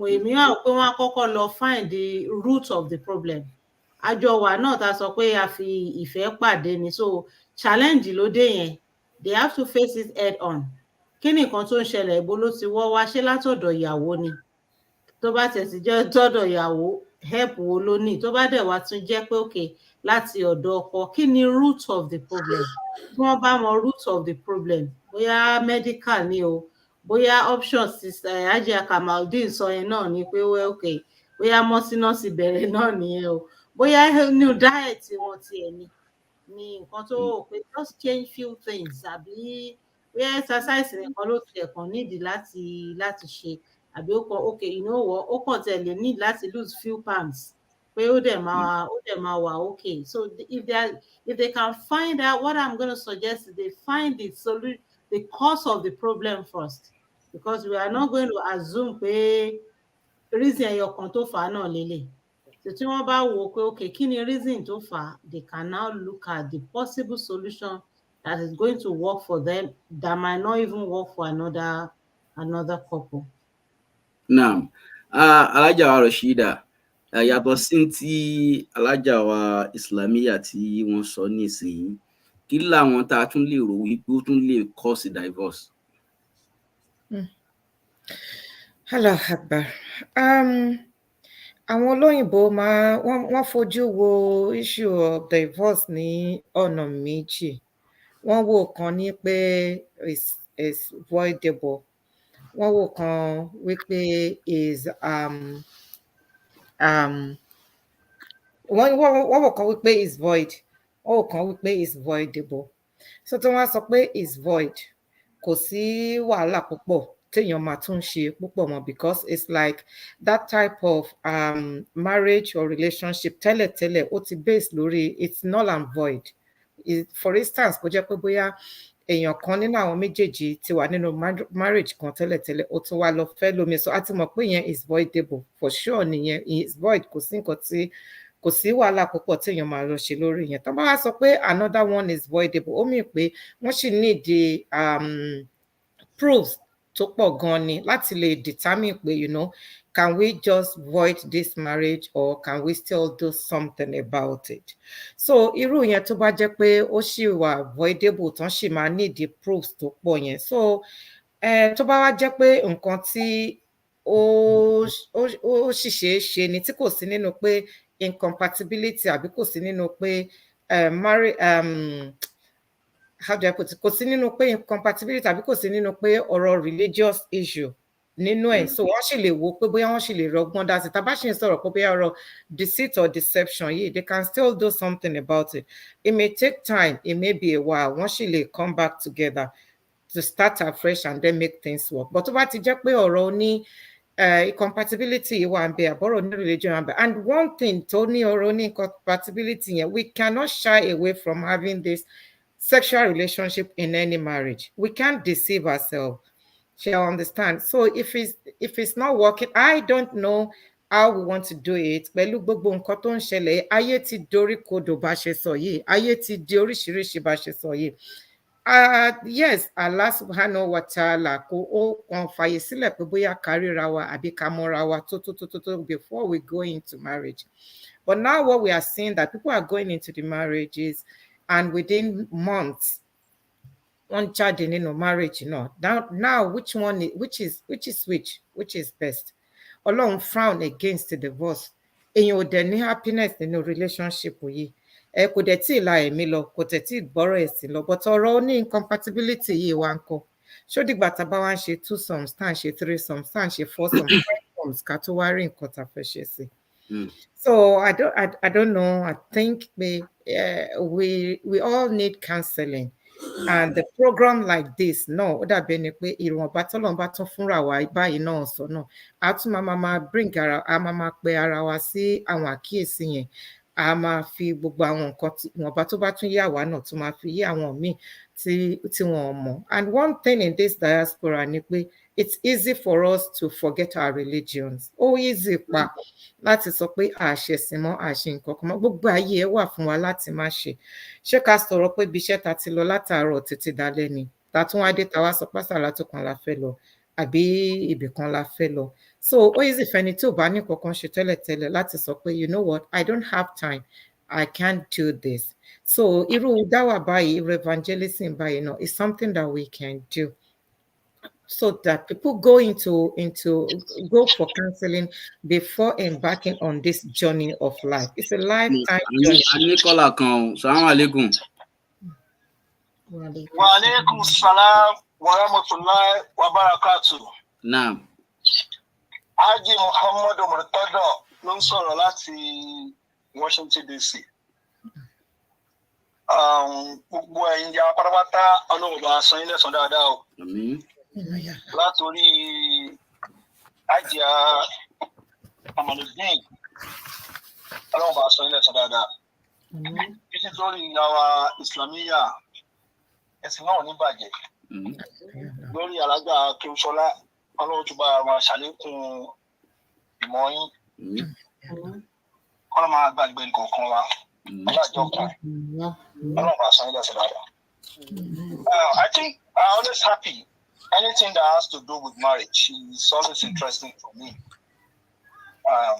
mo dẹ̀ fẹ́ kọ́kọ́ bẹ̀rẹ̀ question mi láti ọ̀dọ̀ alájà wa Kamaludin. Rí deceit táyọ̀ ìyàwó ń sọ lẹ́nu. There are some deceit that is not, because to me I believe is an intentional lie. But there are some things that tí àwọn ọkùnrin máa ń ṣe ọ̀tá máa ń sọ ní process tí a bá kọ́kọ́ fẹ́ bá obìnrin sọ̀rọ̀, which is like fantasy, it's like imagination. And that imagination that time, kò kí n ṣe pé à ń parọ́, it's just like ẹ̀yin ìyá wa ẹ dàbí àlejò tí yàn fẹ́ prepare oúnjẹ tí ò mọ̀ ṣe fún ni o. You have to do everything to make that cook to ẹmọ kí gbogbo ẹ lè ṣọkìtì àti kó lè dùn. We have to say some things. It's like imagination that we tend to put to reality. So it's not a lie. Nígbà míì fáwọn ọkùnrin in the process, because nígbà míì lẹ́nu wọn kọ́ àìrọ́ lẹ́nu ìbẹ̀rẹ̀ máa rí. No, sometimes àwọn ọkùnrin gbọ́dọ̀ kò sí ọkùnrin náà tí kò ní fakọ sí, tí kò ní fagùn díẹ̀ díẹ̀ sí. Nítorí ìyàwó ẹ̀rí gbọ́ràn ni. Ẹ̀rí gbọ́ràn, I don't have time for this, it's not my spec. Àwọn náà máa fẹ́ jẹ́ spec yìí ni. Àwọn náà fẹ́ ṣe gbogbo ẹ̀ láti jẹ́ kí ẹ̀rí wa bí ready-made husband. Now, this is my question. In order to avoid láti jẹ́ kí relationship fún àǹfààní, because mo ní pé marriage ni ẹlòmíì ò tí go into it. Ẹlòmíì tó wá go into it now. Ilé àwọn requirement tó yẹ kóbìnrin rí lára ọkùnrin, the minimum requirement tó yẹ kóbìnrin lè rí pé okay, it's not bad, this is at least. It's not everybody will be a medical doctor, it's not everybody will be at the beginning. So kí àwọn ọkùnrin tó yẹ kóbìnrin rí lára ọkùnrin tó yẹ kó okay, let me consider him. Tí òfin ní jẹ́ pé ọkùnrin máa sọ ohun tí ò ní ṣẹlẹ̀ kó máa sọ di nítorí kí obìnrin tí ò tí ì márì kí ló yẹ kó wò lára ọkùnrin pé wọn bá qualities tí mo rí yìí o, nínú àwọn qualities tí ẹ kó wò lára ọkùnrin bẹ́ẹ̀ láti consider in order to say okay, yes, I do. That is my question fún ìyá wa. Now, so alájà wa Islami àárọ̀ wa sọ ẹ́ lẹ́sọ̀ dáadáa. Àwọn ọmọ ìpínlẹ̀ kan ẹ sọ̀rọ̀ kún lórí forgive and forget. Ẹ rí ìlú tàwa yìí. Wọ́n pe ọkùnrin kan ní Bill Clinton. Táìm tóbìnrin lè ṣe ọkùnrin jù, tọkùnrin lè ṣe obìnrin, òun náà ní infidelity. Ní ọdún kan, Bill Clinton yìí, ó commit crime kan, social scandal, tó yẹ pé bí ìyàwó ẹ̀ ṣe ní agbára tó. Yàtọ̀ sí Congress, tíyàwó ẹ̀ bá dìde ẹjọ́ pẹ̀lú ẹ̀ for the rest of his life, ó lè regret kóun di president. But yet, nígbà tí gbogbo ayé gbogbo ìgbésẹ̀, in fact, wọ́n gbé President Mandela wá kó wá bẹ̀bẹ̀ ní Congress láti máa ń pìṣẹ́. Àmọ́ nígbà tí ìyàwó ẹ̀ sọ pé tí gbogbo ayé bá pọ̀ ìsọkàn òun máa dúró tì. Látòrí just particular statement, he made that woman to be among the strongest women in the world now. Yeah. Hillary Clinton, ó forgive ẹ, ó dẹ̀ forget ẹ. Ṣé forgive and forget yẹn, ṣé optional ni fún obìnrin, ṣé choice ni fún obìnrin pé ókè o ti ṣẹ̀ṣẹ̀ yìí o, mo forgive, because obìnrin ni mo forgive ẹ o, àmọ́ mi ò forget láyé ni. Obìnrin mi, ó ti máa ní ẹsẹ̀ tọ́kọ ẹ̀ fi commit crime, ó sì máa hold ẹ̀ sọ̀rọ̀, mo forgive ẹ, ọlọ́run mo ti forgive àmọ́ òun ní forget. Ṣé kí ẹ lè forgive and forget tàbí forgive and forget yẹn option ni àbí choice ìyẹn fún ìyàwó Islamiyya. Now alájà kí ó sọ àwọn ọmọ àṣà ẹ̀ sọ dáadáa. Ẹ rí ìbéèrè tí mo fẹ́ bèèrè lọ́wọ́ yìí, wọ́n sọ̀rọ̀ àwọn causes of divorce. Sometimes àwọn situation kan máa ń wà láǹtí ọkùnrin tí wọ́n máa ń change story. Ọkùnrin lè promise ẹni heaven and earth. For instance, bóyá ọkùnrin ìyàwó àti ìyàwó ẹ̀jọ̀ wá láti Nàìjíríà, ọkùnrin ń ṣe dáadáa. Wọ́n wá dé ìlú yìí, wọ́n ti wá gbàgbé pé ìlú yìí máa level yín pé débi pé ẹ máa bẹ̀rẹ̀ láti bẹ̀rẹ̀ ni. Ó wá jẹ́ pé nǹkan wá ti fẹ́ máa yàtọ̀ sí bí obìnrin yẹn ṣe rò, and expectation obìnrin yẹn ti high fún nǹkan yẹn lọ. So wọ́n jẹ́ kó ọkùnrin yẹn, and sometimes when men tí wọ́n bá wà mentally disturbed, they can do and undo. Àfọwọ́ Ọlọ́run nìkan ló máa ń stabilize the brain ọkùnrin. Ọlọ́run máa jẹ́ kí ọpọlọ á dàrú. Now, kí ni owó tó yẹ kí ìfẹ́ tàbí ìbẹ̀rù Ọlọ́run or kindness ó yẹ kó play nínú ilé bẹ́ẹ̀ ilé tó yẹ pé ó ti ń wà ní stage of sagacity nínú ilé yẹn kí ni ó yẹ role tó yẹ kí love endurance kindness tàbí fairness of God tó yẹ kó play nínú role bẹ́ẹ̀ látọ̀dọ̀ obìnrin. So these are my 3 questions fún ẹ̀yin ìyá wa Ọlọ́run bá ṣe ọ̀rọ̀ fún yín o. Aki Alhaji wa Murtado Adebule, those are the brain behind the Nasfat radio. Kí Ọlọ́run bá ṣe àlékún ìmọ̀ fún Alhaji wa náà, inshallah. Bá tí ó gbé ń kalẹ̀ dáadáa báyìí, Ọlọ́run má bà yín jẹ́. Ilala amami, inshallah.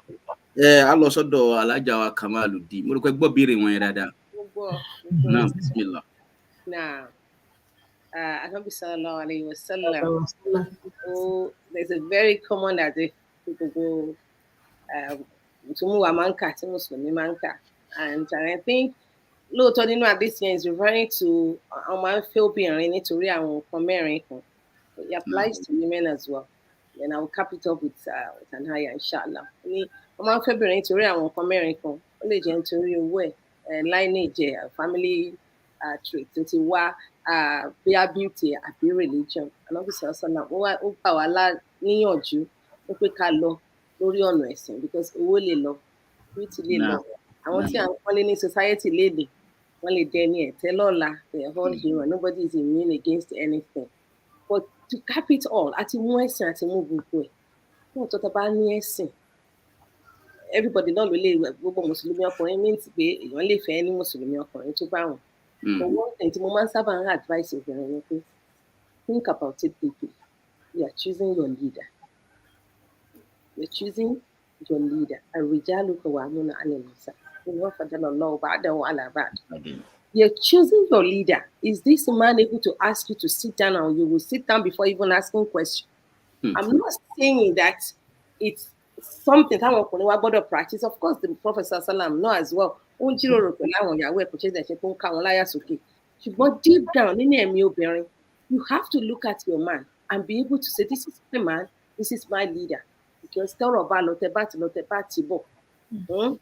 Títí tóun bá sọ yẹn náà lè máa dúró lé lórí just in case pẹ̀tẹ̀ jiyàn lórí nǹkan kan. Èyí tó sọ yẹn náà lè máa dúró lé lórí. Dáṣọ sí pé o fẹ́ràn ẹ̀ lóòótọ́. Torí ìgbà mi obìnrin mọ̀ pé ilé ó gọ̀ bí nǹkan mi kò tiẹ̀ nílàkàyè kankan ọkùnrin tó rò pé ó gọ̀ kò nílàkàyè má fi ṣọkọ o. Padà tààrà ẹ̀ṣẹ̀ Ọlọ́run ọba ni. Tó bá ti rí pé kò nílàkàyè tó tẹ́ ẹ lọ́rùn àbí kò wọ standard títí ẹ kò wọ mọ̀kàn má manage ọkọ fẹ́ o. Má manage ọkọ fẹ́ is not easy. The moment tó bá dẹ̀ ti bẹ̀rẹ̀ sí ní ta ọkọ lẹ́nu ó ń dìgì big hole fún rẹ̀. Ká máa rántí especially àwọn obìnrin wípé ọláwọ̀ obìnrin la pọ̀ nínú jahannam Ọlọ́run má ṣe kankan nínú gbogbo wa ní èrò jahannam. Ọlọ́run má ṣe wá lérò jahannam. So láàárẹ̀ náà sorry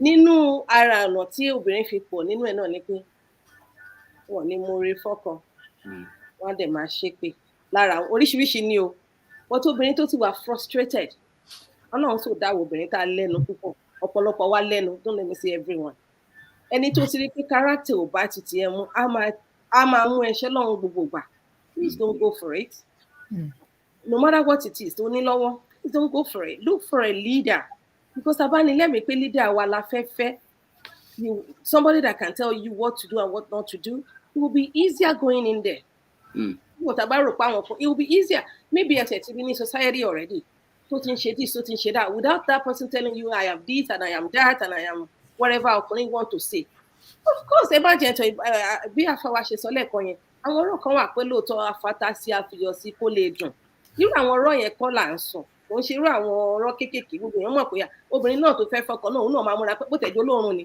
tó bá fẹ́ rí ọkùnrin yẹn á múra pẹ́pẹ́pẹ́ á lò já gbẹ̀dáadáa tó gẹ̀ pépé tó róun náà fẹ́fẹ́ if you understand what I mean so bọ́kùnrin ṣe ń fata sí tó ń fiyọ̀ sí lóbìnrin náà fata sí ló ń fiyọ̀ sí irú àwọn pẹ́pẹ́pẹ́ bẹ́ẹ̀ yẹn kọ́ ni main thing àwọn nǹkan gbòógì tó jẹ́ pé ó lè má jẹ Deceit lè mú marriage yìí ó lè mú wọn lọ sí the wedding àmọ́ kò lè sustain the marriage.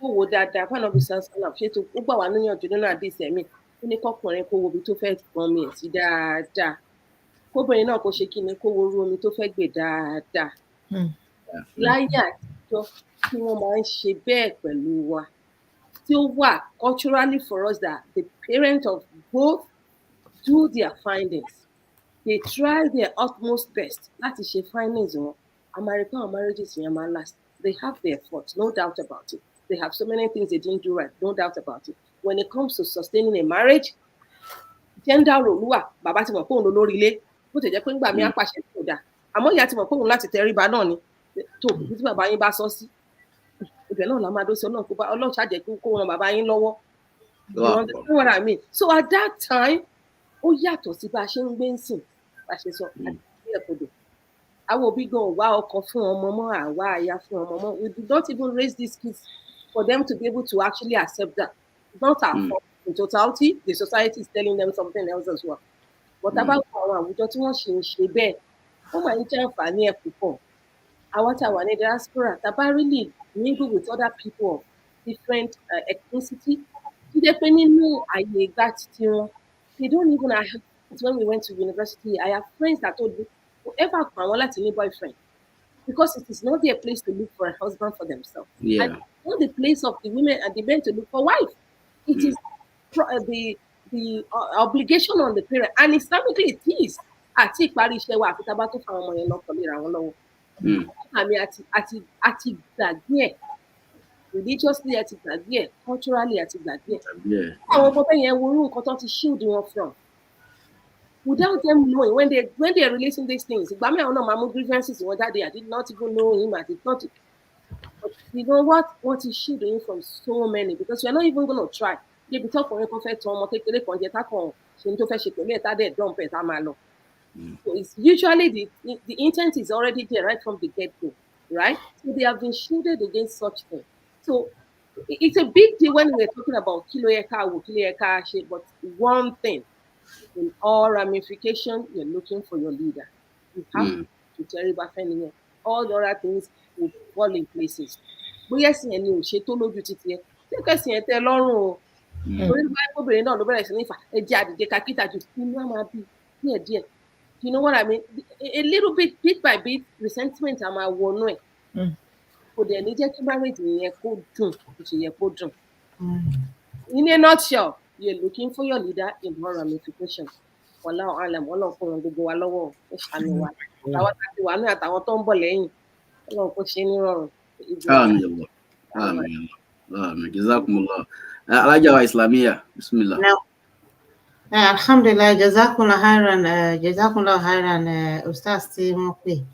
Wọ́n sọ̀rọ̀ nípa forgive and forget. Wọ́n á ní ṣé we forgive, but ṣé ìmá forget, is it optional? I think I want to say, what I want to say first is that nǹkan tí ó work ní ọ̀dọ̀ family kan, ó lè má work ní ọ̀dọ̀ ẹlòmíì. Even the infidelity that we are talking about, we have seen cases tí ọkùnrin ní you know what ṣàìtàn ni ló fà mo forgive ẹ tí ò tó rẹ̀ léyàwó ẹ̀ síta. Adẹ̀tirẹ́ni tó kàn wó pé nǹkan tí àwọn tó gbọ́ sétí gan sọ pé ó wà flimsy pé mo sọ fún pé kó má lọ ó dẹ̀ lọ mo dẹ̀ ní tó bá ti lọ kó má padà wá nílé mọ́ pé ó rò pé mò ń ṣeré ni kò dẹ̀ ṣeré lóòótọ́ ló sọ yẹn ó dẹ̀ lọ ó dẹ̀ rò pé ó ṣeré ni lóòótọ́ ó dẹ̀ lọ ó dẹ̀ ní òwọ́nú lé ìmọ̀ this marriage is over tó bá lè gbọ́rọ̀ sí mi lẹ́nu ẹnu mi ò ka ẹnìyẹn lórí like seriously. So individual, what I'm trying to say in essence is that nǹkan tó máa ń fa divorce lọ́dọ̀ ẹlòmíì gan ò ní fa lọ́dọ̀ ẹlòmíì. Nǹkan tẹ́lòmíì mú táwa rò pé tá a bá tiẹ̀ gbọ́ sétí pé ó kéré ó lè tóbi lọ́dọ̀ ẹlòmíì.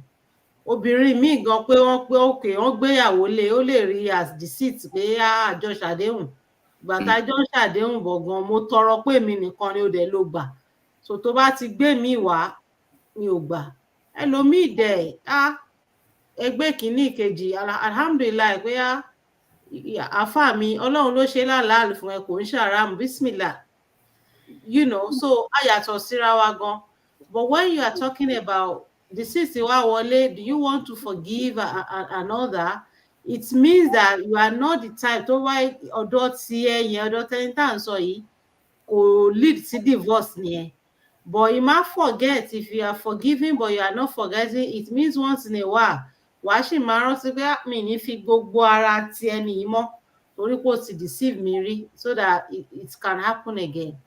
But in marriage, mental health is very important, and we have to consider ourselves. And most of us in diaspora, especially women, we do a lot. We are like the doing this. We are like there for everybody in the family except ourselves. So even or deceit, for most women, we do this and that, move up and down all the time. Àwa nìkan, me time wá ẹni nìkan là kéré ayé fún. But every other thing, I'm a squeeze there in a share my wife. Okay, jẹ́ kí n sáré fix it, jẹ́ kí n sáré fix it, jẹ́ kí n sáré fix it. Tó bá wá ti di ọ̀rọ̀ deceit, tó bá wá ti wọlé, tó bá wá wò pé okay, mo yọ̀ǹda f'Ọlọ́run, mo ṣe àforíjì, èèyàn máa wá wọ́kàn náà rẹ̀ láti gbàgbé ẹ̀ ni. Because tó bá gbàgbé ẹ̀ láti tó bá ti lò forgive, tó bá wá forget, mentally it's still going to affect you. Psychologically it's still coming back, and it's still going to be affecting your relations. It's going to affect everything. Kò ní lọ nìyẹn, ó máa wá di crack on the wall. Wọ́n ní tí ògiri ò bá lana aláǹgbá ò ní kó sí. Even though ògiri ò wó totally, but crack yẹn tó bá wà ńbẹ̀ náà, ṣàìtàn máa wá lò ó fi ṣe a lot of things. So I'm going to say, if you know you are going to forgive, it's better you decide to forget about it. But if you want to forgive and you are not forgetting, you are not helping matters, you have not really forgiven. So if you want to let go, you let go slowly. And if you are not letting go, to me, it's actually your right. To believe where this is so huge for me, and because of that, I cannot continue with this marriage. That is you being sincere. That is you taking care of your mental health. Ipe mi ò lè deal. Each time tí bá rántí, ó máa ń bà mí nínú jẹ́, ó máa ń pa mí lẹ́kún, ó máa ń dùn mí, ó máa ń ṣe. And I'm still going to share the bed with this person every day, every night. I can't do that. You can't do that. That is your truth. So àti mọ̀ pé bọ́lọ́run ṣe sọ pé ó máa rí nìyẹn. But if you are going to stay back like, okay, you know what? It's one of those things, I forgive you. Forgive totally. Má jẹ́ kó affect as a person or refer sí àbí fi hùwà. You know. So I don't think forgiving and forgetting part of forgiveness should be optional. It should be a total thing, like you are forgiving, it should come with you forgetting about it totally. Naam, jazakumullah khaira, very beautiful submission. Kí Ọlọ́run bá wa pẹ̀lú yín. Alájà wa Akéwúṣọlá. Alhamdulillah. Yeah, so question tí wọ́n bi èmi ni pé kí ni role love, kindness, endurance nínú marriage tó bá jẹ́ pé challenges ti wà nínú ẹ̀.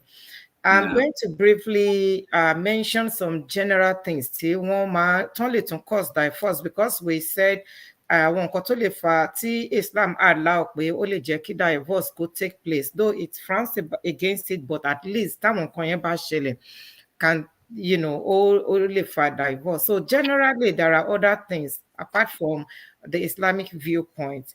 If téèyàn kan bá lure anybody into marriage, like maybe you get pregnant for somebody, you thinking that person doesn't want to marry you, or you sensing pé bóyá ó ní another person tó fẹ́ lọ, then you try to get pregnant for that person, láì jẹ́ pé bóyá ẹjọ́ sọ tẹ́lẹ̀tẹ́lẹ̀ àbí pé nǹkan kan ti wà láàrin yín tẹ́lẹ̀tẹ́lẹ̀ pé bóyá, you know, you want to get married to each other. Ó wá rò pé o lè fi oyún yẹn lure ẹni yẹn into the marriage. Ó sì máa tó cause divorce náà ni. If tó wáyé pé ẹni yẹn marry ẹ gan, it won't last, because it's based on deceit. Then another thing ni pé bóyá èèyàn kan wá parọ́ fún èèyàn kan, bóyá it's a matter of life and death, that this is the last wish. I just want to make my wish before I I pass on or something like that. Beyond any terminal illness, and command sheet, Thomas, you know what, that is the last wish. When it's time what is they want to do the marriage before the end time. At the end of the day, it's a lie. Any blow, so the end of it now will be divorce. So might lead to divorce. Àbí o wá ń claim pé yes, o máa ṣe gbá fẹ́ni yìí, o máa ṣàwo fẹ́ni yẹn, or pé bóyá o ti ní inheritance kan tó máa share pẹ̀lú ẹni yẹn, tó bá lè fẹ́ ẹnìkan ni o lè share nǹkan yẹn pẹ̀lú ẹ. At the end of the day, kò sí inheritance kankan níbi kankan. There is even nothing to share. Wọ́n fúnra rẹ̀ ò tiẹ̀ jẹ́ nǹkan kan. So ó fẹ́ tán, ẹ máa divorce gbẹ̀yìn náà ni, because kò sí bẹ́ ṣe fẹ́ lè make end yẹn commit. So those are other few things tó tún lè fa divorce. Now back to my question, pé kí ni role love, kindness, endurance where the situation changes. Only Koti sister Rizkia sọ lẹ́ẹ̀kan pé we look at some things when we are going into marriage, because there will be a time that wọ́n máa ń sọ pé ó máa rẹ ìfẹ́ àbí ó máa rẹ relationship yẹn, bóyá happenings of the world ni o, bóyá challenges bá ṣe sọ yìí náà ni o, bóyá situation change bá ṣe sọ yìí náà ni o, there should be something tó jẹ́ pé ó attract ẹsẹ̀ nìyẹn, tó jẹ́ pé if everything, owó lọ, beauty lọ, nǹkan kan lọ, that thing á sì máa hold there síbẹ̀. And what love is, where there is love, kò sí situation tó lè ṣẹlẹ̀ tó lè ní pé kó jẹ́ pé divorce will be the next thing. So where there is love, there will be tranquility. Where there is love, there will be peace of mind. Where there is love, there will be bonding. Love might take care of almost everything. Tó bá ti wá di pé kò sówó mọ́, nǹkan kan tí wá ń ṣẹlẹ̀, ó mean pé bóyá relationship yẹn tẹ́lẹ̀tẹ́lẹ̀ was built upon nǹkan tẹ́nìyẹn nìyẹn, or maybe the person was well-to-do kó tó di pé you both engage in the entered into marriage. Nígbà tó owó yẹn ò bá ti sí mọ́, nǹkan tó bring you together òun ni ò ti sí mọ́ yẹn, so definitely ó máa lọ náà ni. Then patience is another thing. Tí nǹkan bá ṣẹlẹ̀, anything that happens to anybody in life is not the end of the world. Ó lè jẹ́ trying periods ni, we all have our moments. Ó lè rí bákan lé ni, kò mean pé bóyá ọ̀la ó máa rí bẹ́yẹn. When we have patience, we will be able to scale through all odds. Wọ́n ní pé sùúrù ó máa ṣe òkúta jìnnà. So tá bá lè fi patience náà sí, love, patience, kindness, endurance. Endurance is, alternative to patience, because tó bá lè endure, ó lè ní sùúrù náà ni. So sùúrù yẹn náà ló máa jẹ́ kó máa forí tì, kó lè máa jẹ́ kí relationship yẹn kó máa work. Then another thing is understanding. You know your man, you know your woman. Ẹ mọ̀ pé bẹ́ẹ̀ ṣe bẹ̀rẹ̀ kọ́ nìyẹn. Ẹ mọ̀ pé nǹkan rẹ̀. I have seen a person tó jẹ́ pé ìjọ tí wọ́n ti dé lu yìí, the man Ọlọ́run ò jẹ́ kó lè fi iṣẹ́ education ẹ̀ pẹ̀lú gbogbo ẹ̀ bó ṣe gbà tó, Ọlọ́run ò jẹ́ kó lè fi ṣiṣẹ́ nílùú yìí. He was doing a menial job. I have seen a woman tó dúró tì tó sọ pé what, ó ti ní bá ṣe jọ rí láti ilé, ó ní bá ṣe jọ ń bọ̀ láti ilé. Even the woman's family, they know this man. So wọ́n mọ̀ pé ẹni yìí tó bá ní ẹni tó máa ń dànù, tó máa ń fún gbogbo èèyàn, tó máa ń ṣe dáadáa ni. So the woman stood by him. Tó bá fẹ́ lọ ṣiṣẹ́ mi gan, máa sọ pé no, you're not doing that job. I am still okay. Jẹ́ kí mi máa ṣe títí tọ́lọ́ máa fi ṣe mí fún ẹ. Dẹ̀ lè mọ̀, ẹ lè rí pé obìnrin yẹn gan ló ń ṣe anything níbẹ̀ yẹn. Ẹ lè rí pé obìnrin yẹn ló ń ṣe nǹkan. Kò yẹn kò dẹ̀ strain relationship wọn. They are still together. That is love. That is love. So ẹ jẹ́ ká máa define love ó yàtọ̀ sí infatuation. When tó bá jẹ́ pé infatuation ni gbogbo orú pé oríṣiríṣi ṣẹlẹ̀, àwa ń sáré káàkiri, àwa ń fi gbágbára wa lórí, àwa ń jà, àwa ń kanra, àwa ń ṣe oríṣiríṣi. So there is no love. Then the major thing is to be prayerful. That is the major thing.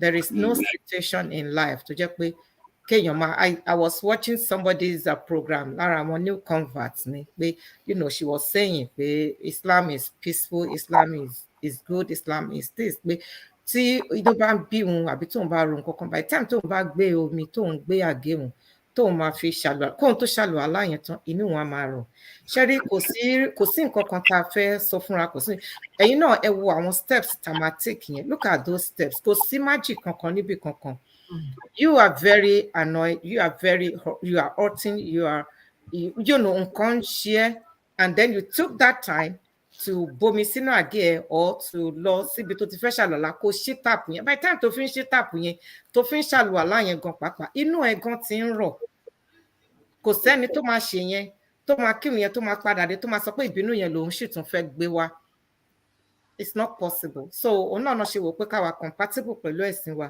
káwa compatible pẹ̀lú life wa káwa compatible pẹ̀lú àwọn so many things in life we cannot just say pé bóyá mo kàn rí ẹni yìí torí pé ó wà okay àbí I want to marry that person think of those times tó jẹ́ pé nǹkan ò ní rí bó ṣe rí ńgbà tẹ́jọ bẹ̀rẹ̀ yẹn I've seen táwọn èèyàn sọ pé ó ń ro àṣàmáyà ó ti sanra kì í ṣe lẹ́pẹ́ táwọn fẹ́ nìyẹn nǹkan bẹ́ẹ̀ yẹn you can call yourself and say oh, this is what I want this was what I saw in you that attracted me to you you are not doing this thing anymore is there any how I can be of help is there anything that you think you need that can make you do ó possible téèyàn bá ti ń bímọ téèyàn bá ti ń ṣe oríṣiríṣi kí ara yẹn má rí bó ṣe rí but you can take care of yourself I was opportune to watch Alhaja Kaola's program this morning tí wọ́n ń sọ̀rọ̀ àwọn relationship yìí náà ni she said pé when she buys her soap and cream that she's using she spent about 300,000 naira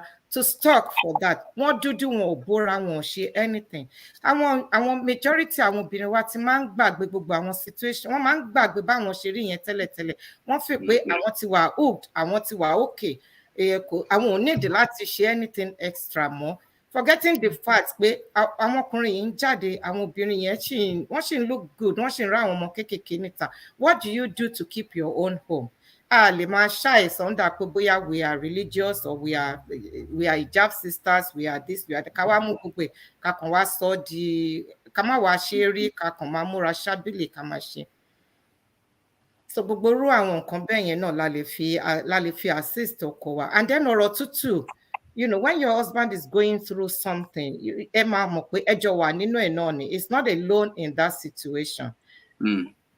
So be there for him that we are in this together because ọkùnrin gan tó jẹ́ pé ó ti ń ṣe tẹ́lẹ̀tẹ́lẹ̀ tí ò lè ṣe mọ́ mental health obìnrin nìkan kọ́ ló ń bá wí like bá ṣe máa ń sọ that man is going through a lot in himself because if a woman asks for something or even tell me yẹn gan obere for him not to be able to do what he was doing it's killing emotionally. So káwa náà wá tún wá fi títí wá kún fún kó sọ pé yẹn ò ṣe kinní kan ò ṣe yẹmọ ká tún wá bẹ̀rẹ̀ sí ní náà ká tún máa ṣe so we are not helping that man we can send that man to early grave we can send that man to psychiatric hospital or to seek psychiatric help. So where there is peace so love ó borí gbogbo nǹkan love takes huge role in relationship so where there is love any challenging situation kò lè bring about divorce. Now ẹ ṣé púpọ̀ nítorí àsìkò àwọn ìbéèrè yìí sì tọ́pìkì yìí fẹ̀jú gan àfi ká mọ̀ bá ṣe máa kọ́ yẹn papọ̀ ká lè fi ẹnu ẹ̀ gúnlẹ̀ síbì kan inshallah. Alhaja wa Rizkiya nǹkan méjì mo fẹ́ sopọ̀. Ẹ wo àwọn tí divorce àwọn èèyàn kan tó ti divorce ó di dandan káwọn náà marry. Bẹ́ẹ̀. Àwọn kan tó jẹ́ pé ó ti lọ́mọ méjì àbọ̀mọ kan náà ní àbọ̀mọ mẹ́ta ni wọ́n wà ńlẹ̀ àti rí single ó nira fún wọn láti rí. Ṣé kí ni ẹ lè rí sọ sí yẹn ṣé wọ́n kàn máa wà bẹ́ẹ̀ náà ni àbí àwọn náà ò ní ń bọ̀ abẹ́rù mọ̀ pé irú environment yẹn náà lè cause deceit nínú ilé. Kí ni solution tí Islam fi sí yẹn number one àti pé iṣẹ́ wo ni counseling gan fẹ́ ṣe nínú marriage. Ẹ ṣé púpọ̀.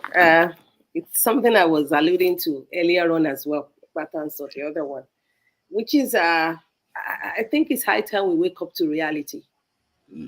It's high time we wake up to reality and let's know that we do not create ourselves and we do not live these lives the way we want it. in most cases. Even though I were in the illusion of the fact that Timato by Aribai, Mawashiba, Aribai. Allah is an infinite mercy. Who knows us better than ourselves? What it be to a kale? Haya Quran in the Hulufi Silimi Kafa. That's the only way we can actually do Islam.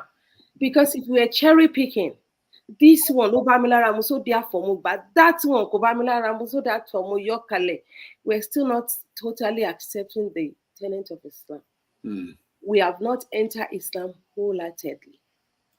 Kò sí nǹkan tó fẹ́ dé nísìn tí Ọlọ́run bá mi ọba lékè ọlá tí ò ti yànnàná ẹ̀ fún wa. Tàbí sànàbí Muhammad sallallahu alayhi wa sallam tí kò ti fún wa ní examples ẹ̀ kó tó kúrò táwọn sábà wọ́n ti practice ẹ̀. A lot has to be done when it comes to question kékeré tẹ̀ ọ̀rọ̀ àsọ̀tà lẹ́yìn. Question tó tóbi ni tó jẹ́ pé ìṣobìnrin ló sọ ni kò ní gbayì láàrin obìnrin ẹgbẹ́ ẹ̀ mọ́.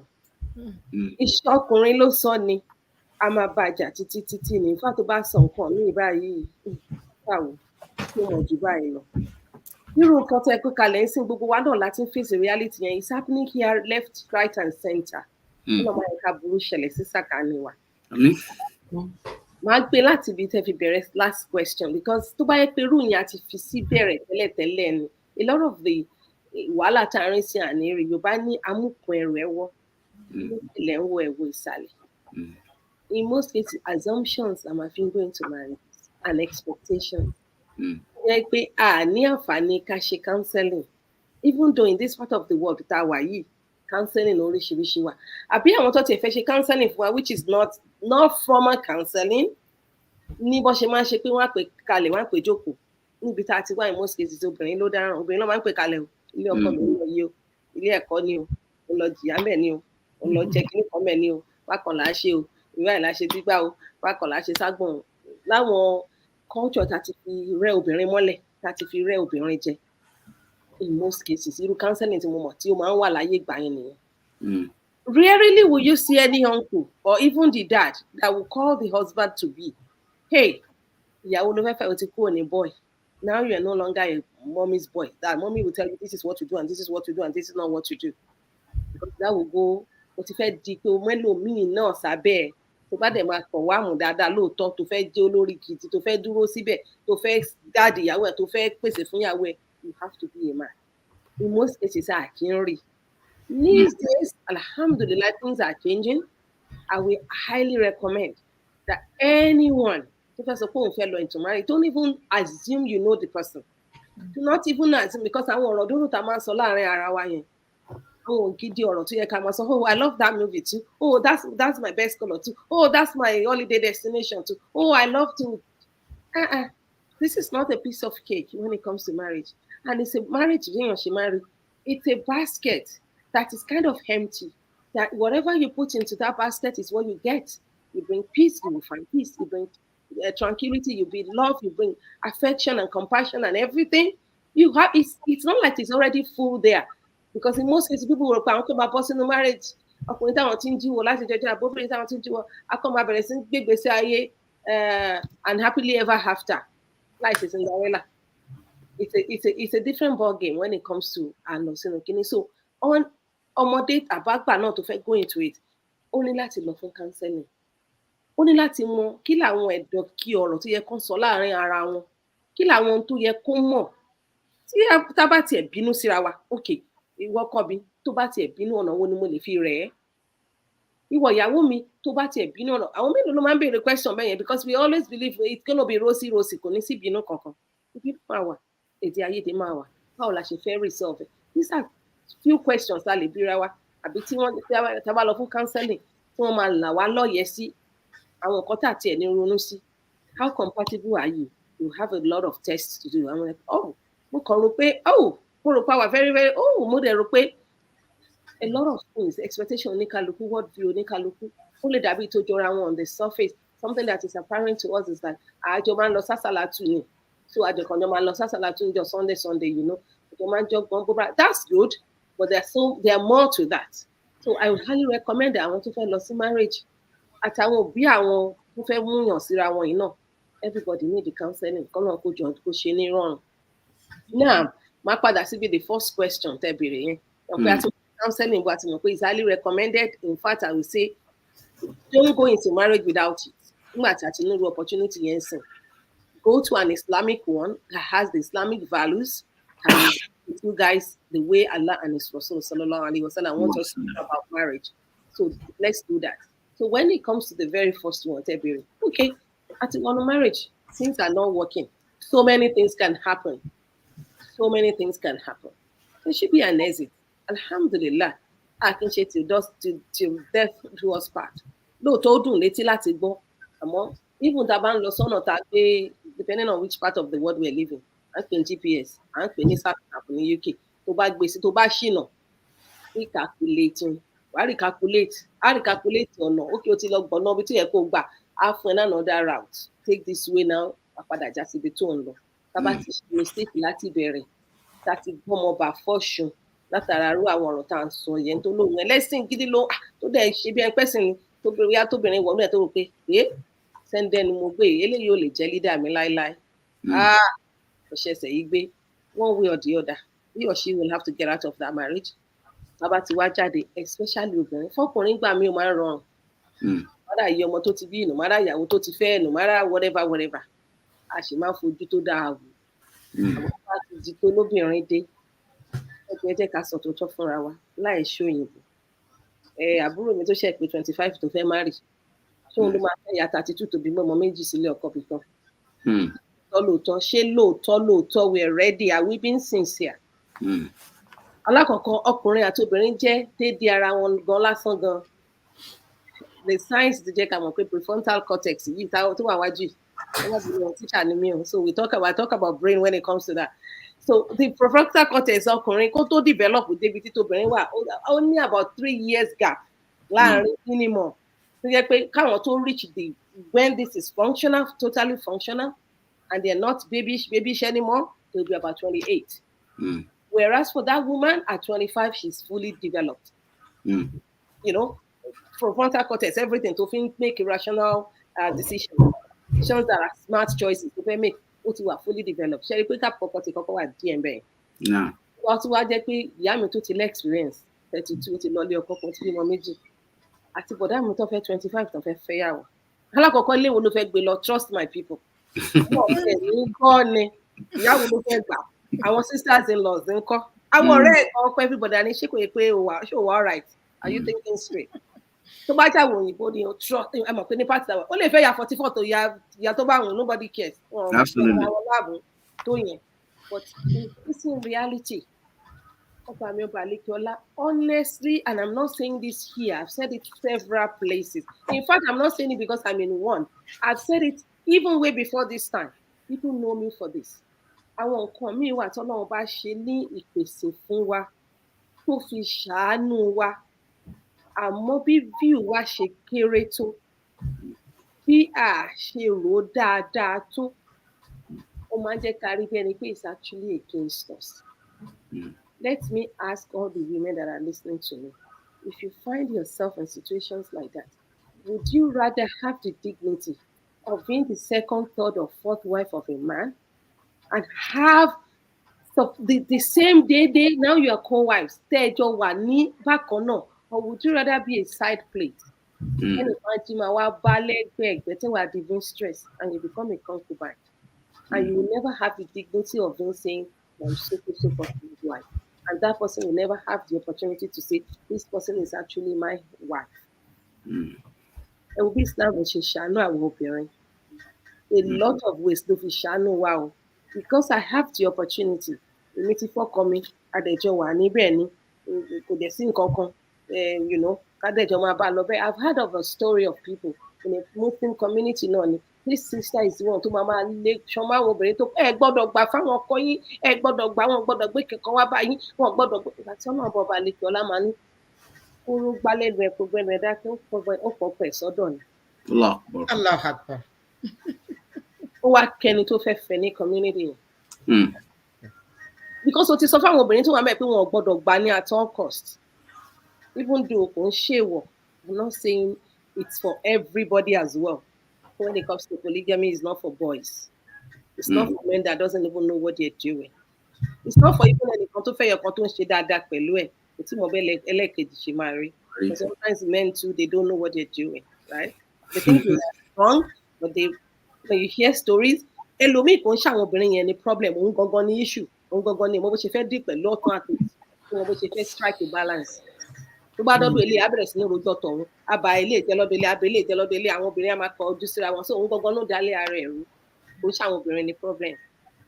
But really and truly, Islam ẹ̀sìn tó pé ni, ẹ̀sìn tó fi wá láyà balẹ̀ in all situations. In fact, he looked after us as women so much that I would never want to be a man anyway. Alhamdulillah, Allah made me a woman. Mashallah, la quwwata illa billah. Because láti bẹ̀rẹ̀ láti kékeré bá bó ṣe kẹwàá, bó ṣe gẹ̀wàá, bó ṣe pọ́n wa lé, wọ́n bá bí wa ní méjì ní mẹ́ta, kọ́kọ́rọ́ àlùjọ náà ni wá fáwọn òbí wa. Tá bá tún fẹ́ ọkọ, half of ẹ̀sìn la tún jẹ́ fún wọn. Tá bá tún di ìyàwó, the john after the ìyá, the john at akidamule woman heart, àlùjọ náà tí wà ń gígèrè ẹsẹ̀ wa. Subhanallah, what else do we want? To whom much is given, much is expected. What else do we want as women? But in all, and I'm not saying this is easy, and I'm not saying it is this is the get-go, it's the free ticket for everybody. But in some situations, things will come like that. Allah that created us has looked after us. Let us stop being mean to ourselves. And I'm not saying ourselves in the sense that you're mean to the other person. Be mean to yourself. Because you have to have that institution that looks, just in case anything happened to you. Just in case anything happened to whoever you think is your spouse today. You should have that in your mind that inú Islam ni mo wà, máa rí ibi gbé gbà. Torí kò ṣe èèyàn kankan lẹ́nìkan ló fi ń wà ń ta pẹ̀lú ọmọ lọ́wọ́. Tí the inevitable thing bá dé tẹ́lẹ́rú bá mẹ́rù ẹ̀ lọ. Táàsì tí dàgbà tó bẹ́ẹ̀. Táàsì mọ̀ pé a fẹ́ wà lábẹ́ ẹnìkan kó máa look after us. In fact, only imagine financially. You might be financially all right yourself. You don't need the finances of the other person. Okay, you might not even get to that. But to have that dignity for yourself, to have that opportunity. It's not a must that you go and remarry. I'm not saying even Islam could condone of what to have to prepare that do make up. I'm sure need fiti náà sí ìlú. Sure need fiti náà sí ìlú. Lele ma wá títọ̀ ma wá títí bí ma wá títọ̀ ma wá èèyàn ni wá. Temptations are there. Ọlọ́run bá look after wa o, ẹ jẹ́ ká lárò jinlẹ̀. Ọlọ́run bá ó ti ṣàánú wa, ẹ jẹ́ ká lárò jinlẹ̀. Tá bá wà ńbẹ̀ lénìí, àwọn tó wá wà ń ta ńkọ́ kí ni kó ṣẹlẹ̀ sí wọn. We have overpopulation of women everywhere, almost everywhere, except for few places. Báwo ni Islam ṣe mójútó wọn? Àbáwọn kan nìkan lọ́nà ni Islam kan máa ṣe fún, and that's the end of it. Ẹyin tó kù ẹ lọ wá bí gbà. The inevitable is happening now. So at the end of the day, tá bá ná lóòótọ́ la fẹ́ràn ara wa, la fẹ́ ká wà lọ́jọ́ náà. Ọkùnrin tó ti lọ ń ṣe nǹkan míì ta kàbáyìrì ẹ̀ṣẹ̀ ní zina. Nígbà tí ilẹ̀ bá fún wọn nínú ilé pé wọn ò lè gbé mi débi báyìí, mo máa já ìdílé ní àbí mo máa ṣe kíní. Tó bá tiẹ̀ jọkọ̀ jùlẹ̀ níwà tí wọn náà ti lọ́mọ bíi 2 mẹ́ta, níbo ni wọn náà ń lọ? Are we going to be praying pé ọkọ kí ìyàwó ẹlòmíì náà kú kémi náà léra ayé lọ́bẹ̀ ni? This is reality. Ṣé kọ́ta máa pray nìyẹn? But opportunity wà fún wa. You can marry somebody else who not near to them, who not níyàwó tẹ̀. Tested and trusted. Unlike boy tí o ti mọ nǹkan tó fẹ́ ṣe, to be honest. Ọlọ́run ọba lè kí ọlá kó ṣe nírọ̀rùn fún wa. Ó jẹ́ ká lè róòótọ́, ká dòótọ́ mú, ká dẹ̀ lè mú lò. Ó jẹ́ ká dẹ̀ lè rí all the glimpses of this life. Ọ̀bọ̀n náà ṣe ìròyìn ilé ayé fún wa pé it is that mutual rivalry láàrin wa. Ilé eré ni àti mutual rivalry. Mo ní this pẹ̀lú mo dá pẹ̀lú mo lọ́kọ ò lọ́kọ mo all those things. Tá bá lè go past it and rise higher than that animalistic level where most of us tend to reside. To say this is it. No way. Mo dínà mọ́ everybody. Tọ́lọ́wọ̀n bá ṣínà fún ọ̀gán kan. Allah. Àbí tó bá gbọ́dọ̀ tó ti ṣí fún ẹ tẹ́lẹ̀ tó bá gbé gidi, what would you do? Ẹ jẹ́ ká máa rò lárò jinlẹ̀ kó náà bọba àlekè ọlá kó ṣe nírọ̀rùn fún wa, kó soften heart wa láti gba tó wọn náà bá fi ṣàánú wa. Bí mo gbà báwo obìnrin náà bá fi ṣàánú. In my own head, in fact, àwọn ọkùnrin mo máa ń wò pé kí ló ń dùnnú yín tẹ̀lé wọ́n máa dùnnú. Mo fẹ́ mọ́ sí náà mo fẹ́. It's a burden. Why is it ìdùnnú? I don't get it. Because if I think about it as a bájọ́ ọkùnrin, hey, ẹ̀rù báwo ṣe fẹ́ gbé láti bá fẹ́ méjì ṣe ọ̀nà wàhálà ti púpọ̀ ní Ọlọ́run dẹ̀ di ẹrù yẹn ó dẹ̀ ṣùrù kúdú ó dẹ̀ di ẹrù yẹn gbà ẹ̀dẹ̀ tún dúdú pé mo fẹ́ ó di kẹta ó di kẹrin ó yẹ ká nípayọ̀ Ọlọ́run pẹ̀lú ẹni pé ìwọ Ọlọ́run bó mo ṣe fẹ́ ṣe tí mo fẹ́ rí yọ tí mo fẹ́ lù ú yọ káwọn obìnrin tá a bá dẹ̀ wà ń bẹ̀ náà ká ràn wọ́n lọ́wọ́ torí kò ṣeé dá ṣe ọkùnrin tó fẹ́yàwó kan méjì gan kò lè dá ṣe tóbìnrin bá nínú ilé yẹn ò ní tó kò ní tó nǹkan tí ò ní fọkàn sí kínkìnkì báyìí lọ́wọ́ máa fi máa da ní ọpọlọ rú yálà jẹ́ àrùn ṣídà ṣe sọ fún ẹlẹ́kọ̀ọ́ orí ọkùnrin náà máa gbóná nígbà tó bá débi tí gbogbo ẹ̀ gbóná ètí tóun débi tó gbóná ètí ẹnìkan kò soft pedal fún nǹkan bí àfẹ́ lè ṣe àfẹ́ lè ní ó dá gbogbo yín gan ẹfẹ́ rù ní ó dàbọ̀ so ká rò ó dáadáa àtọkùnrin ní àtobìnrin ní ọba mi ọba àlekè ọlá kó ṣàánú wa àti gbadé rí tẹ́lómi fẹ́ wá bẹ̀rẹ̀ ní nìkan tó ní márùn tóun fẹ́ gbà nìyẹn even though it's not allowed in Islam kò sọ pé márùn ó gbọ́dọ̀ fi gbà nǹkan kan obìnrin òun ṣọ̀fẹ́ òun ṣe ìyàwó ọ̀fẹ́ òsì ó sì gbọ́dọ̀ á ní òun má fún òun ní nǹkan kan ó ṣá gbọ́dọ̀ fẹ́ lòmíì of course tó bá fi lè bẹ fọwọ́ síbẹ̀ tí ò gbọ́dọ̀ fẹ́ lòmíì ó lè ṣeé ṣe kó fọwọ́ sí ìbọn ó sì gbọ́dọ̀ gbà márùn tó bá ṣe ó ti ṣẹ̀ lóòótọ́ because ó ti jàǹbá àdéhùn ọkùnrin tó bá tọwọ́ bọ rúwèé bẹ́yẹn tó wá padà ṣe ó ti jàǹbá àdéhùn ó ṣẹ̀ wájú Ọlọ́run ọbẹ̀ ó ṣẹ̀ wájú Ọlọ́run ọbẹ̀ o ò lè tọwọ́ bọ rúwèé bẹ́yẹn fún yàn kó wá ní létà ọ̀rọ̀ àmọ́ ọkùnrin náà gbọ́dọ̀ láròjinlẹ̀ dáadáa pé ṣé lóòótọ́ whatever the situation tó bá ṣẹlẹ̀ ṣé lóòótọ́ lòun ò ní ṣe nǹkan yìí ṣé lóòótọ́ àbí bó kàn ṣe ń ṣe òun gìràgìrà ń sìn lóun kàn ṣe fẹ́ ló ṣe ń fi òun sí lòun ṣe fẹ́ tọwọ́ bọ anything àti rí situation tán ní ọkọ àtìyàwó kì í jẹ ó yá márùn yẹn kan ẹ má wọrí àti sọọtì àwọn bàbá ọkọ nínú márùn yẹn àwọn fẹ́ gbọ́ tó fún ẹ àbí ò fún ẹ àwọn ibi táwọn ti ń dìgdìg ẹ ó ti fún òun kí ló fún ẹ kò ní fẹ́ àríyá bàbá nítò tó fẹ́ gbọ́ tó bá fẹ́ ni kó jẹ́ ká gbọ́ báyìí káwọn fún ẹ gbogbo agbára ọkọ ìka àwọn apawọ́pọ̀ àwọn abẹ́ fún ẹ àwọn má fi yẹn ṣe tí gbọ̀ngbọ̀n bá fẹ́ dìt later just in case it happened the other way round náà bá lè kí ọlá kó ṣàánú gbogbo wa kó fún wa kó ṣe wá ní mùsùlùmí tó péye ìdẹ́kùlùfín sílẹ̀mí ká gba gbogbo tọ́lọ́ Islam bá gbélé wa lọ́wọ́ tó bá jẹ́ pọ́lọ́run bá sọ pé èèwọ̀ ni òun ṣe bójúbójú fún wa á ṣe é léwọ̀ point blank táàdẹ̀ nínú nǹkan tá a máa ṣe sí. àmọ́ tí o bá ti pè léwọ̀ tí o bá wà nínú ẹ̀dá ọmọ làkejì tí mo ní tọ́lọ́run bá tó déyàn kan ò ṣe léwọ̀ fún èmi o oníkápá kí n léwọ̀ ní fún tó bá ti rọ̀ wá lọ́rùn táàdẹ̀ rò pé kàrò dáadáa Ọlọ́run bá mi bá lọ ó ṣàánú wa ká máa pàṣẹ ní ó dàbí pé mo ti overtake time ẹ má bínú it's very kind of. ẹ bá wọnú ẹ náà ni ó dà bẹ́ẹ̀ bí méjì náà la ní tí a máa fi lọ insha Allah gbogbo ẹ tẹ́ ń wò wá in tí àwòrán ń gbọ́ yìí ó ń bọ́kùnrin ó ń bóbìnrin ń bá gbogbo wa wí ẹ bá wa share kò láwọn náà lóògùn láti kàn share fáwọn èèyàn jẹ́ káwọn èèyàn kẹ́kọ̀ọ́ bẹ̀ gbogbo tí àwọn ẹ̀yà wa ń sọ yìí ẹ̀kọ́ tó pọ̀ wà ń bẹ gan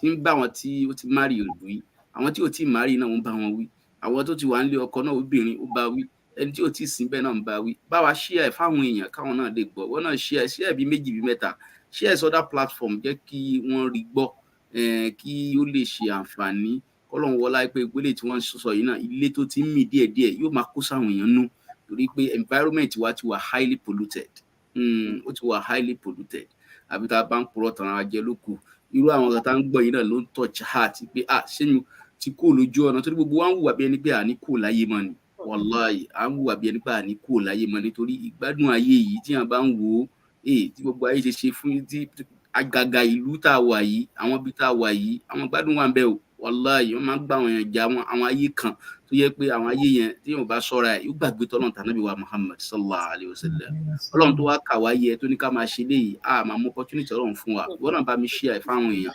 alájà Islamiyya Kádéjọ ǹjẹ́ after Deceit fún gbogbo ẹ̀ ǹjẹ́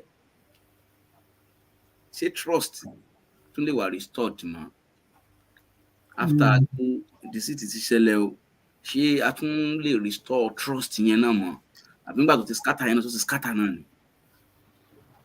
Alhamdulillah rabbil alamin mi ò believe pé tí Deceit bá wà at a point ó ti wá tán náà nìyẹn. I believe it can be restored. I think we can find love again. We can start from a clean slate. the trust can still be restored, but with some certain, conditions. And I think the first one is sincere repentance. Torí pé nígbà tá a fẹ́ come together gẹ́gẹ́ bí ọkọ àti ìyàwó náà, ṣebí wájú Ọlọ́run ọba náà ni a ti jọ ṣe ìlérí fúnra wa pé a máa ṣe òótọ́ pẹ̀lú ara wa, a máa jẹ́ tọkọ àti ìyàwó. Bàbá mu láti bẹ̀ láti tọrọ àforíjì níwájú Ọlọ́run pàápàá àti níwájú ẹni tí a deceive. And then making sure that the deception stops, like really, really sincere. Pé okay, now that irọ́ ti lọ, ó ti wá fojú hàn, I am not going back to it. Like whatever excuse tí ó lè méyàn pé mo fi protect ara mi ni, mo fi protect ẹni, mo feel pé mi ò kàn tí trust èèyàn ni, mo feel pé the truth is gonna hurt you ni, whatever excuses usually táwọn tó máa ń deceive spouses wọn máa ń give náà. Tí ìgbésẹ̀ àkọ́kọ́ ni ká ti lọ wá mọ̀ pé now that the truth is out, ó ti tán síbẹ̀, and that you are not going to go back to it. Lẹ́yìn fún ọkọ àbíyàwó náà téèyàn deceive, then of course fún Ọlọ́run ọba níwájú Ọlọ́run pé okay, eléyìí tá a ti ṣe yìí, we repent sincerely, and then we can when that is done, ó máa easy fún ẹni tá a deceive náà láti lè wà willing láti forgive, àdẹ̀kó dẹ̀ bẹ̀rẹ̀ process of healing, process of forgetting about it, so that they can start on a clean slate. And again, ká lọ mọ̀ wípé another way tí deception tún lè fi wà restored náà ni pé kéèyàn mọ̀ pé kò sírọ́ tó kéré. Like lie is a lie, deceiving your spouse is deceiving your spouse, you are hurting this person, ó wà damaging, ó hurt èèyàn, ó hurt ẹ náà ni. Torí nǹkan tó kéré lójú ẹ̀ tó rò pé kò ní meaning, I can just say this to achieve this, tó wá di ńlá lójú spouse, invariably kò kéré. So ká máa face ẹ̀ gẹ́gẹ́ bí wípé no matter how, I just have to be open, I just have to be faithful, I just have to be truthful sí ọkọ àbí sí ìyàwó. Ìyẹn náà ó máa jẹ́ kí trust yẹn pé okay, after tó tiẹ̀ ti ṣẹlẹ̀ lọ, but based on nǹkan tí mo wá ń rí sìn, this person is very faithful, very truthful, straightforward, kò dẹ̀ fojú di pé ó kéré, kò ní meaning. Ó mọ̀ pé every truth òun náà ló ní meaning, and the person is making effort. Ìyẹn náà lè help láti jẹ́ pé kí ni carry truth, carry are restored. Ẹni tí ó tún wá parọ́ náà tó deceive spouse ẹ̀ náà, after partner sọ pé òtítọ́ ti wá, ó ti regret ẹ̀, ó ti seek forgiveness, ó ti bẹ̀ wá sincerely, and we are willing to forgive, we should be willing to give the person another chance. Torí tá a bá wò gbogbo wa náà, èèyàn ni wá, at one point or the other náà la máa ń ṣẹ lọ́hùn. As a matter of fact, tá a bá kí ṣẹ lọ́hùn gan, bóyá àní sí lórí ilẹ̀ mọ́. So tá a bá ṣì wà lórí ilẹ̀, a máa ṣẹ Ọlọ́run. Ọlọ́run bá máa ń ṣe àmójúkúrò fún wa totally. Òun náà ló fún tó, Ọlọ́run bá sọ pé òun á ṣàforíjì fún wa, òun á tún ṣe kí ni, òun á tún kẹ́ wa. So you should be willing to give ẹni tó parọ́ náà ní opportunity, like okay, second chance. But while we are giving room for second chance, another way tá a tún lè fi restore ni pé ká má wá give opportunity again fún kó tún wá reoccur, kó tún lọ reoccur again. Ká safeguard pé okay, a ti mọ̀ pa fún second chance o, but tá a bá ti find reason tí deception yẹn ṣe wá in the first place, ká guide against it pé okay, kó má tún ṣẹlẹ̀ mọ́, and then another way ni pé ká tún we practice being this openness, truthfulness, faithfulness. We make ourselves intentional about achieving it. Pé àníṣe kò sí nǹkan méjì, I'm just going to be faithful, I'm going to be truthful, I'm going to be straightforward, even tí truth bá hurt. Torí ìgbà míì náà wọ́n máa ní tó bá gbọ́ truth, can you take the truth? Pé ó máa hurt, even if it hurt. Ànábì sàlámù wọ́n ní pé ká sọ òdodo, even tó bá korò, so even tó bá hurt náà, ká practice repeatedly pé ó bẹ lára mu, kò bẹ lára mu, this is my truth, and that is what I'm going to work on. So Now, Tabale make this efforts here and there. With the work we call on guide the truth can be restored. We can start on a clean slate. We can actually forgive ourselves, and that Allah. is very possible.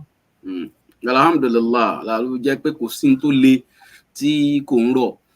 Ká tó kádìí ẹ̀ ńlẹ̀ lọ́dọ̀ alájà wa Rashida Akéwúṣọlá. Inshallah fáwọn èèyàn wa, a tún rán wa létí pé n tí a máa ń ṣe, tá a máa ń lọ sí homeless ní December 25th. December amójọ Christmas tá a náà máa lọ sí homeless, tí a lọ ṣe kíni, a lọ fún wọn lóúnjẹ, a fún wọn ní Quran, a fún wọn láwọn nǹkan tá a máa ń fún wọn, gẹ́gẹ́ bá a ṣe máa ń ṣe káàkiri. Ti ọdún yìí náà, charity 2022, December yìí náà la tún lọ sí homeless. Nígbà tá a lọ ní last year, homeless 2 la dé, gbogbo tá a kó lọ ò tó. A tún fẹ́ ká tún ṣe jù bẹ́ẹ̀ lọ nítorí ara nǹkan tí Islam náà fi kọ́ wa nìyẹn. Tá a bá ní kí ilé wa má bàjẹ́, ilé lèèyàn tí ń kẹ́ṣọ̀ọ́ ròde. Àwọn kan náà wà tó jẹ́ pé wọn sí bá a ṣe ṣe yìí náà, a tún ṣe yẹn náà. Bákan náà, lẹ́nujọ́ mẹ́ta yìí náà, èyí náà rí ogun tá a ṣe. Àwọn mosque tá a gbẹ́ bọ́ọ̀lù sí láàrin last year sísìn, àìmọye mosque tá a ti gbẹ́ bọ́ọ̀lù sí, ó ti lọ bí 10 tá a sì mọ̀ bẹ̀. A mọ̀ bẹ̀. Bákan náà, àwọn tá ń gbà láti prison, tá a máa ń gbà jáde láti prison láàrin last year sísìn, lórí ètò yìí náà Nasfat Radio àti gba èèyàn bíi 15 láti prison, tá a ti gbà jáde tá a sì mọ̀ wọ́n rí. Ògbélé náà là ń ṣe, we are feed people in Nigeria. Nǹkan tá a lè ṣe náà nìyẹn. Táwa náà bá ń gbé báyìí, táwọn ẹlòmíì náà ń gbé, táwọn náà máa ń gbé, ní máa dá gbogbo ẹ̀ lórí ìjọba. Àwa náà sì lè máa ṣe kíni, a máa ṣe ìwọ̀nba tí àwa náà bá ní. La fi ń pe gbogbo wa pé ẹ bá wa dá sí, ẹ bá wa dá sí, ẹ bá wa dá sí. Kí Ọlọ́run jọ̀ọ́, kí Ọlọ́run kó ràn wá lọ́wọ́, k'Ọlọ́run kó ṣàánú wa, torí pé gbogbo ohun tá a bá ṣe yóò dìtàn. Gbogbo ohun tá a bá ṣe yóò dìtàn. Ní táwa náà ń ṣe lọ́wọ́ yìí náà, tó bá jẹ́ pé à ń ṣe nítorí pé kán lè rí wa ni, a bá ń ṣe nítorí pé ká lè gbayì ni, a bá ń ṣe nítorí pé nǹkan kan náà ni, a bá Ọlọ́run bẹ̀. Ṣùgbọ́n tó bá jẹ́ pé à ń ṣe lillahi wa rasulihi, gbogbo ohun tí a bá ń ṣe pé inna salati wa nuski wa mahyaya wa mamati lillahi rabbil alamin, tí gbogbo wa ní pé à ń bọ̀ àwa dìtàn, al-aqibatu lil-muttaqin. Tá a bá wá dìtàn tán, a yóò máa rí nǹkan kan àbí kejì látara tí a bá ń ṣe. Ọlọ́run jọ̀ọ́, ètò yìí tọ́lọ́run gbé kalẹ̀, Ọlọ́run ló gbé kalẹ̀ fúnra rẹ̀, kò ń ṣe èèyàn. Tó bá jẹ́ èèyàn ni a ti kú. Ọlọ́run wò, k'Ọlọ́run bá wa dúró tì í. Ọlọ́run gbogbo ẹ̀yin tí ẹ wá bá wa ṣe, tẹ́ ń bá wa dá sí, tẹ́ ń bá wa dá sí ńkọ̀kọ̀, tẹ́ ń bá wa dá sí bàbá, tẹ́ sọ pé a ní pé ẹ sáà máa lọ, wípé a máa dá sí pẹ̀lú owó, a máa dá sí pẹ̀lú àdúrà, a máa dá sí pẹ̀lú mímọ̀, a máa dá sí pẹ̀lú gbogbo nǹkan. Ọlọ́run wò, táyé bá ń jáyé, báyé ò bá jáyé mọ́, Ọlọ́run ní fìnira kàn yín. Ọlá bíbí ànábì wa Muhammad sallallahu alaihi wasallam. Ilé yín ò ní dàrú, ọ̀nà yín ò ní dàrú. Wala hawla wala quwwata illa billahi al-aliyyil azim. Ní ṣókí, ìyá wa Rashida Akéwúṣọlá, ìmọ̀ràn wo lẹ fẹ́ ní fún gbogbo àwọn couples tó ń bára wọn nírú nǹkan báyìí, àtàwọn tí wọn àti marry? Ní ṣókí náà ni gbogbo ẹ̀ náà láti sọ. A kàn fẹ́ kẹ́ ẹ bá round ẹ̀ up ni. Alhamdulillah Rabbil Alamin. Thank you so much, Imam. Without taking much of our time, I think the most important thing is to steer clear of all of various forms of deceit as much as possible. That is the major thing. Gbogbo bó ṣe lè wùn kó kéré mọ́, gbogbo bó ṣe lè wùn kó tóbi mọ́, deceit is deceit. Irọ́ is irọ́. Ẹ jẹ́ ká try as much as possible ká get away from it. Some people cruise with lies. Some people cruise with deceit. They slander people's, character. They báwo ni wọ́n ṣe, oríṣiríṣi ló ń ṣẹlẹ̀ nísìnyí. Wọ́n á parọ́ oríṣiríṣi máwọn èèyàn nítorí nǹkan tá fẹ́ jẹ́. A máa ń gbàgbé pé nǹkan tá fẹ́ jẹ́ ó ṣàgbà nǹkan tá fẹ́ jẹ. So these people, they go extra length láti destroy characters àwọn èèyàn torí pé nǹkan tí wọ́n fẹ́ jẹ. Wọ́n wá gbàgbé nǹkan tí wọ́n fẹ́ jẹ. Ẹ má jẹ́ ká join wọn. Ẹ má jẹ́ ká bá wọn nípìn nínú irú nǹkan bẹ́ẹ̀ yẹn. Gbogbo àwọn sisters nígbà wọ́n ti sọ bí Ọlọ́run ṣe frown against irọ́ pípa, bó ṣe frown against ká máa wà deceptive. Ẹ wo pé bí example tí wọ́n give lẹ́ẹ̀kan, just grains of food, pé lásán lásán ẹ wo bó ṣe tóbi tó pé Muhammad Rasulullah said pé ẹni tó bá parọ́ àbẹ́ni tó bá wà deceitful kò kí ń ṣe ara wa.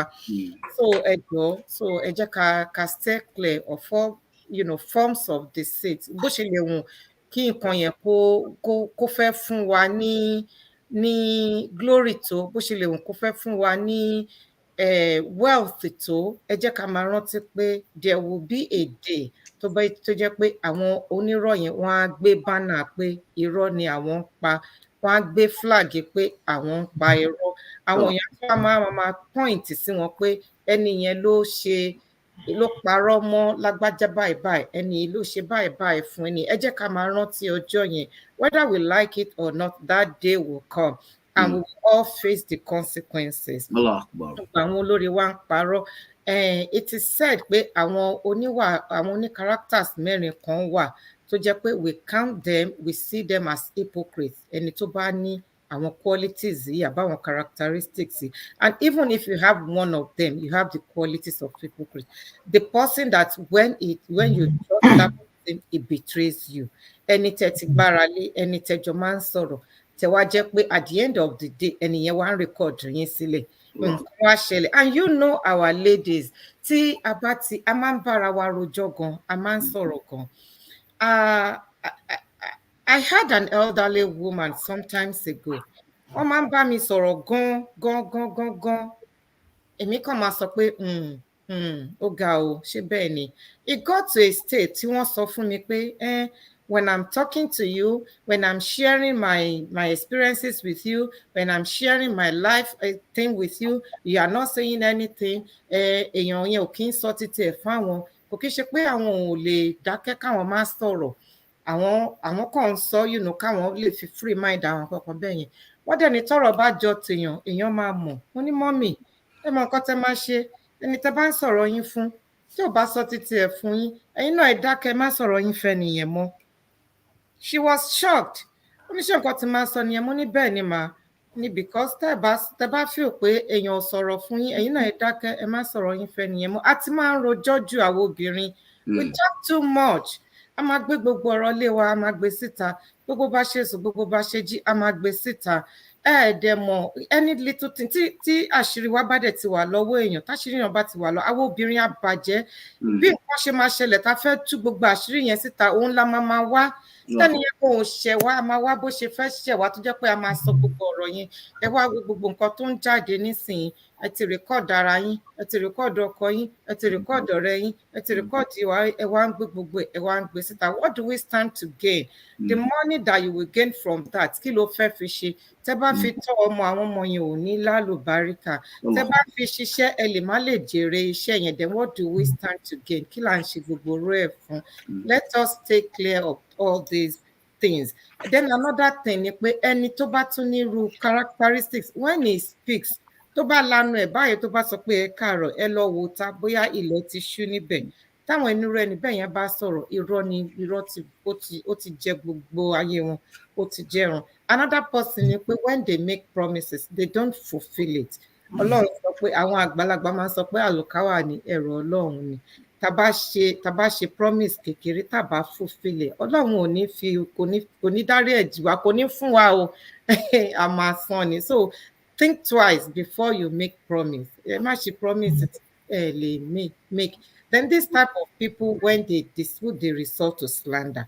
Kan tó sọ̀rọ̀ kékeré, wọ́n ti bàyàn lórúkọ jẹ́, wọ́n ti sọ̀yàn lórúkọ tí àti bàbá ò sọ̀yàn, wọ́n ti sọ oríṣiríṣi, wọ́n ti parọ́ mọ́yàn. Ẹni yẹn ẹ má lọ, ẹ má bá ṣe o. Ẹni lágbájá báyìí bá ṣe, a máa rí gbẹ̀yìn yín. Ẹ má retí láti rí gbẹ̀yìn èèyàn kankan. Because Ọlọ́run ọba nìkan lọ́ba tó lè rí gbẹ̀yìn èèyàn. Tí wọ́n bá sọ pé ó fẹ́ rí gbẹ̀yìn èèyàn, tọ́lọ́run bá sọ pé kẹ́niyẹn rí gbẹ̀yìn ti pè é ń kọ́wọ́ dì í. So all these things, they are enough for us. Ẹ má jẹ́ ká bẹ̀sìn wa jẹ́. Islam is peace. ó dẹ̀ wọ̀ ẹ̀sìn tọ́lọ́run dá ẹ̀sìn tó pé ni ẹ jẹ́ ká wò ó Imam máa ń sọ kinní kan wá sọ pé non-Muslim will not read Quran they will read you àwa ni àwọn èèyàn máa ń rí tán máa sọ pé I like that person ṣé Muslim lẹ́ni yẹn ṣá ṣé báyìí ni ṣá ẹ jẹ́ ká jẹ́ àríkọ́ṣe rere fún gbogbo àwọn tá a bá come in contact with gbogbo ibi tá a bá dé ẹ jẹ́ ká try láti fi nǹkan tó dá sílẹ̀ táwọn èèyàn máa rí sọ nípa wa pé ẹni yẹn ó ṣe báyìí ilé tá a bá fi irọ́ kọ́ wọ́n sọ pé ó máa wó ni so ẹ má jẹ́ ká parọ́ ẹ má jẹ́ ká wà deceptive let's play our cards the way it is let's let people know pé this is who we are this is what we are sẹ́rí tó bá pẹ́ tó bá yá wọ́n sọ pé tírọ́ bá lọ lógún ọdún ìjọ kan báyìí ìjọ yẹn ló ti tọ́ máa bá they may not like you they may not accept you they may not go with what you say but you stand on your own truth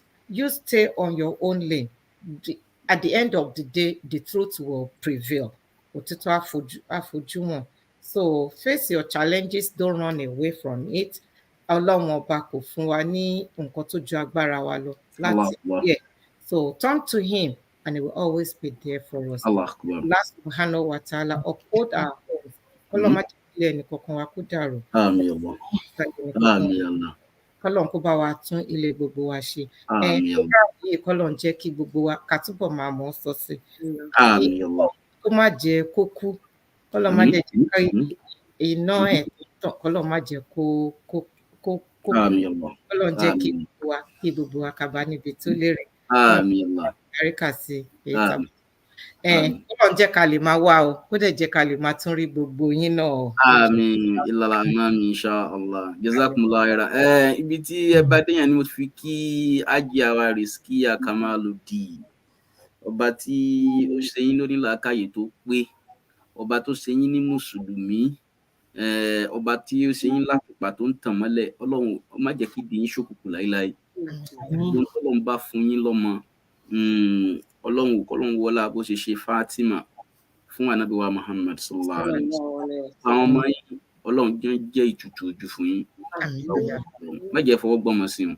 ọlá bíbí Ànábì wa Muhammad mawada wa rahma tó wà láàrin yín àtàwọn ọkọ yín Ọlọ́run ọkọ yín náà Ọlọ́run ìfẹ́ tó wà ń bẹ Ọlọ́run má jẹ́ ó kú láíláí ọlá bíbí Ànábì wa Muhammad sallallahu alaihi wasallam má jẹ́ àwa rí yín pé alájà tán bá wa sọ̀rọ̀ tí ìsìláàmù yé ẹ wá rí bí wọ́n ṣe dà Ọlọ́run má ṣe tìyín bẹ́ẹ̀ Ọlọ́run má sọ̀rọ̀ yín látòdìjẹ ọlá bíbí Ànábì wa Muhammad sallallahu alaihi wasallam ìfìtìyín náà kí sísítà mi Islamiyya Ayaba Kádéjọ àtijọ́ wà látàlẹ́yẹ alálùmọ́lẹ̀ ni látàlẹ́yẹ alálùmọ́lẹ̀ látijọ́ wà tipẹ́tipẹ́ and she has been like that straight very very very very good adjective mo tún fẹ́ lò fún wọn náà o he coordinates things among men when we are in OGTV then when we are doing Ramadan program she always there and she's the one to coordinate this is kọ́tà máṣẹ́ni ẹni bá ṣe máṣẹ́ni tọ́lọ́run dẹ̀ ń gbà fún wọn gbogbo àwọn tá ń discuss yìí aláwọn example láàárín àwọn èèyàn wa tá ń discuss critical example làwọn jẹ́ pé wọ́n dúró títí kó tó ti pé wọ́n travel tọ́lọ́run sì gbà bẹ́ẹ̀ tọ́lọ́run sì bà wọ́n jẹ́ Ọlọ́run ní bá yín jẹ́ láíláí ọlọ́run ohun táyé ń rí lára yín tẹ́ ẹ fi ń wo ayé táyé fi ń tẹ̀lé yín Ọlọ́run má já yín kúrò má já kíní yẹn kúrò lára yín Ọlọ́run kì í ṣe ọ̀tá tá lé ní tá òde ní amọ́niṣe ní afàìmọ́niṣe ní aṣẹ́nitá bá rí dárò Ọlọ́run bá gbé orí wọn àwọn ọmọ yín Ọlọ́run jọ ń jóló ọmọ Ọlọ́run ọkọ yín Ọlọ́run bá ràn wọ́n lọ́wọ́ Ọlọ́run bá dúró tì wọ́n wala bíbí Ànábì wa Muhammad sallallahu alaihi wasallam alájà wa Rashida Akéwúṣọlá a máa ń sọ pé Nasfat radio brand kò yá àwọn èèyàn ṣùgbọ́n ọ̀pọ̀lọpọ̀ Ọlọ́run bá dúró tì ìyá náà Ọlọ́run má fi ìyá náà lẹ̀ wàhálà ìyá náà pọ̀ nídìí ẹ̀sìn Ọlọ́run má fi yín lẹ̀ ọlá ògbó Ọlọ́run láàánú yín láìkí máa sọ kí ni ẹ púpọ̀ jù torí pé ta bá rá àwọn ìyá tí nínú ẹ̀sìn ta lè fi yan gan pé that is our director of nurse in Canada ẹ̀rí pé n tó tóbi ni wọ́n tún ṣiṣẹ́ Ọlọ́run àwọn tó jẹ́ director of nurse àbí tó jẹ́ nọ́ọ̀sì wẹ́rẹ́jẹ́ bíi tiwọn náà irú Friday Saturday ní oníbi tí wọ́n wà tí wọ́n máa ṣe fàájì wọ́n àwọn mú Ọlọ́run tànábì lọ́kùnkúndùn Ọlọ́run kullama awqadu naran lil harbi atifa Allah wa inna jundana lahumul ghalibun n kọ́kọ́ dá wa kàyé fẹ́yìn ìyá yìí náà torí pé mi máa tí mo lè fún yín lénìí á ṣe útúbà mo wẹ́ dá kàyí fún yín náà Ọlọ́run jọ̀ọ́ k'Ọlọ́run bá ṣe fún yín pé ya Rabbana ya Rabbana ya Rabbana ya Rabbana ya Rabbana ya Rabbana alájà wa Rizkia Kamaludin Ọlọ́run má fààyè dá yín láàmú ya Rabbana ya Rabbana Ọlọ́run má fi yín dáyé láàmú ya Rabbana ya Rabbana alájà wa Làmíyà Ọlọ́run má fọmọ dá yín láàmú ya Rabbana ya Rabbana Ọlọ́run má fi yín dọmọ láàmú ya Rabbana ya Rabbana alájà wa Rashida Ọlọ́run má fi ìgbà dá yín láàmú ya Rabbana ya Rabbana Ọlọ́run má fi yín dàgbà láàmú ya Rabbana ya pẹ̀yìn tẹ́jú àwọn náà sọ fúnra rẹ̀ pé ya Rabbana ya Rabbana ya Rabbana ya Rabbana ya Rabbana ya Rabbana Ọlọ́run má fi wá dáyé láàmú ya Rabbana ya Rabbana Ọlọ́run má fàyè dá wa láàmú ya Rabbana ya Rabbana Ọlọ́run má fọmọ dá wa láàmú ya Rabbana ya Rabbana Ọlọ́run má fi wá dọmọ láàmú ya Rabbana ya Rabbana Ọlọ́run má fi gbàdá wa láàmú ya Rabbana ya Rabbana Ọlọ́run má fi wá dàgbà láàmú ya Rabbana ya Rabbana ya Rabbana àti képe ẹ ya Rabbana káwa ráyé gbé ya Rabbana káwa ráyé ṣe ya Rabbana ya Rabbana bismillahir rahmanir rahim. Àmín. لو أنزلناه هذا القرآن على جبل لرأيته خشيا متصديا من خشية الله وتلك الأمثال نضربها للناس لعلهم يتفكرون ولو الذي لا إله إلا هو عالم الغيب والشهادة والرحمن الرحيم ولو الذي لا إله إلا هو المالك القدوس السلام المؤمن المؤمن العزيز الجبار المتكبر سبحان الله ما يشركون الله خالق البري المصور له أسماء الحسنى يسبح له ما في السماوات والأرض وهو العزيز الحكيم ẹ̀lì dá báyìí kẹ́ máa sọ̀rọ̀ dáadáa báyìí kí ó má níbi kan táwọn ayé máa gbé sáwọn nìkan ni òun láfi sí ilé ìfún gbogbo bismillahir rahmanir rahim اللهم يا حي يا قيوم يا دافع يا قهار إكرار من أرادنا بدور بكارك يا من أخرج آدم من الجنة ورده ويا من دار أيوب وشفاه ويا من جعل داهل موسى والنجاو ويا من رفع عيسى إلى السماء ويا من جعل يونس في بطن الحوت وأخرجه ويا من نجا نوح فقومه مما يطوفان نجنا يا الله برحمتك من القوم الكافرين نجنا يا الله برحمتك من القوم المنافقين نجنا يا الله برحمتك من القوم الظالمين نجنا يا الله برحمتك من القوم الفاسقين نجنا يا الله برحمتك من القوم الكافرين ويا مع إبراهيم من نار النمرود سلمنا من كل الفساد والحسن والأمن والغم والدور والشر والفقر والمرض والشقاق والفسوق ومن كل شر ومن جميع مصائب الدنيا والآخرة يا أرحم الراحمين ويا ما أخرج يوسف من غيبة الوجوب وسيانه بالحسنى يا قديم الإنسان إنسان كالقديم يا دائم يا قيوم يا كريم حسبنا الله ونعم الوكيل نعم المولى ونعم النصير وأيوب إذ نادى ربه أني مسني يدور أنت أرحم الراحمين فاستجبنا له فكشفنا ما به من ضره وآتيناه أهله ومثلهم معه رحمة من عندنا وذكرى للعابد اللهم صل على سيدنا محمد وعلى آل سيدنا محمد كما صليت على سيدنا إبراهيم وعلى آل سيدنا إبراهيم وبارك على سيدنا محمد وعلى آل سيدنا محمد كما باركت على سيدنا إبراهيم وعلى آل سيدنا إبراهيم في العالمين إنك حميد مجيد ربنا تقبل منا إنك أنت السميع العليم ربنا تقبل منا إنك أنت مجيب الدعاء وتب علينا يا مولانا إنك أنت التواب الرحيم ربنا لا تجعلنا فتنة للذين كفروا واغفر لنا ربنا إنك أنت العزيز الحكيم ربنا آتنا في الدنيا حسنة وفي الآخرة حسنة وقنا عذاب النار وادخلنا الجنة مع الأبرار يا عزيز يا غفار يا رب العالمين يا أرحم الراحمين يا أرحم الراحمين سبحان ربك رب العزة عما يصفون والسلام على المرسلين والحمد لله رب العالمين جزاكم الله خيرا ربنا تغفر الحمام إن شاء الله سبحان ربك رب العزة عما يصفون والسلام على المرسلين والحمد لله. That's right, Umrah and Hajj 2023. بوأنا لإبراهيم مكان البيت ألا تشرك بي شيئا وطهر بيتي.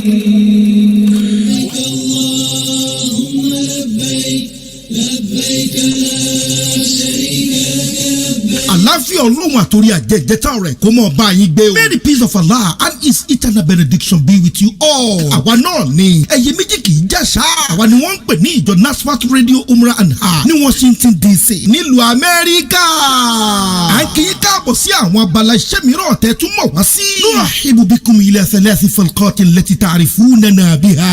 We welcome you to the third divisions by which you know us. Fún ẹ̀yin tẹ́ ẹ fẹ́ bá wa rin ìrìn àjò mímọ́ lọ sí ilé Olúwa nílùú Mọ́kà àti ìlú Mọ̀dínà ní ọdún 1444 AA àti ọdún 2023. For those who wish to perform Umrah and Hajj with us in year 1444 and 2023. Ahlan wa sahlan wa marhaban bikum.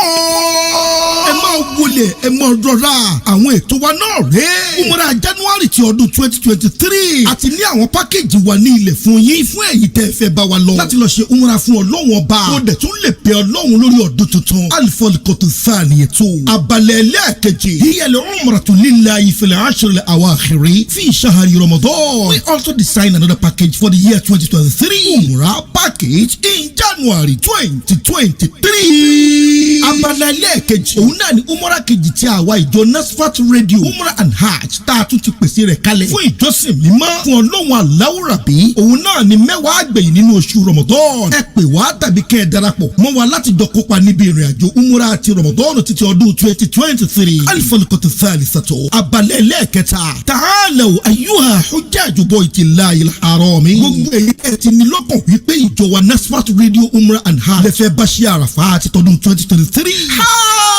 Tẹnukọ́ tètè bọ̀ lè kọ́. À ń fowó sọ̀yà fún yín wípé gbogbo àwọn ìrìn àjò yín pẹ̀lú wa ọ̀pẹ́lẹ́ padà dágbẹ̀yìn. Nítorí wípé àmójútó àti ìfọkànsí àti àìṣe ìmẹ́lẹ̀. Òun gangan ni iṣẹ́ ìmúnirin ìrìn àjò mímọ́.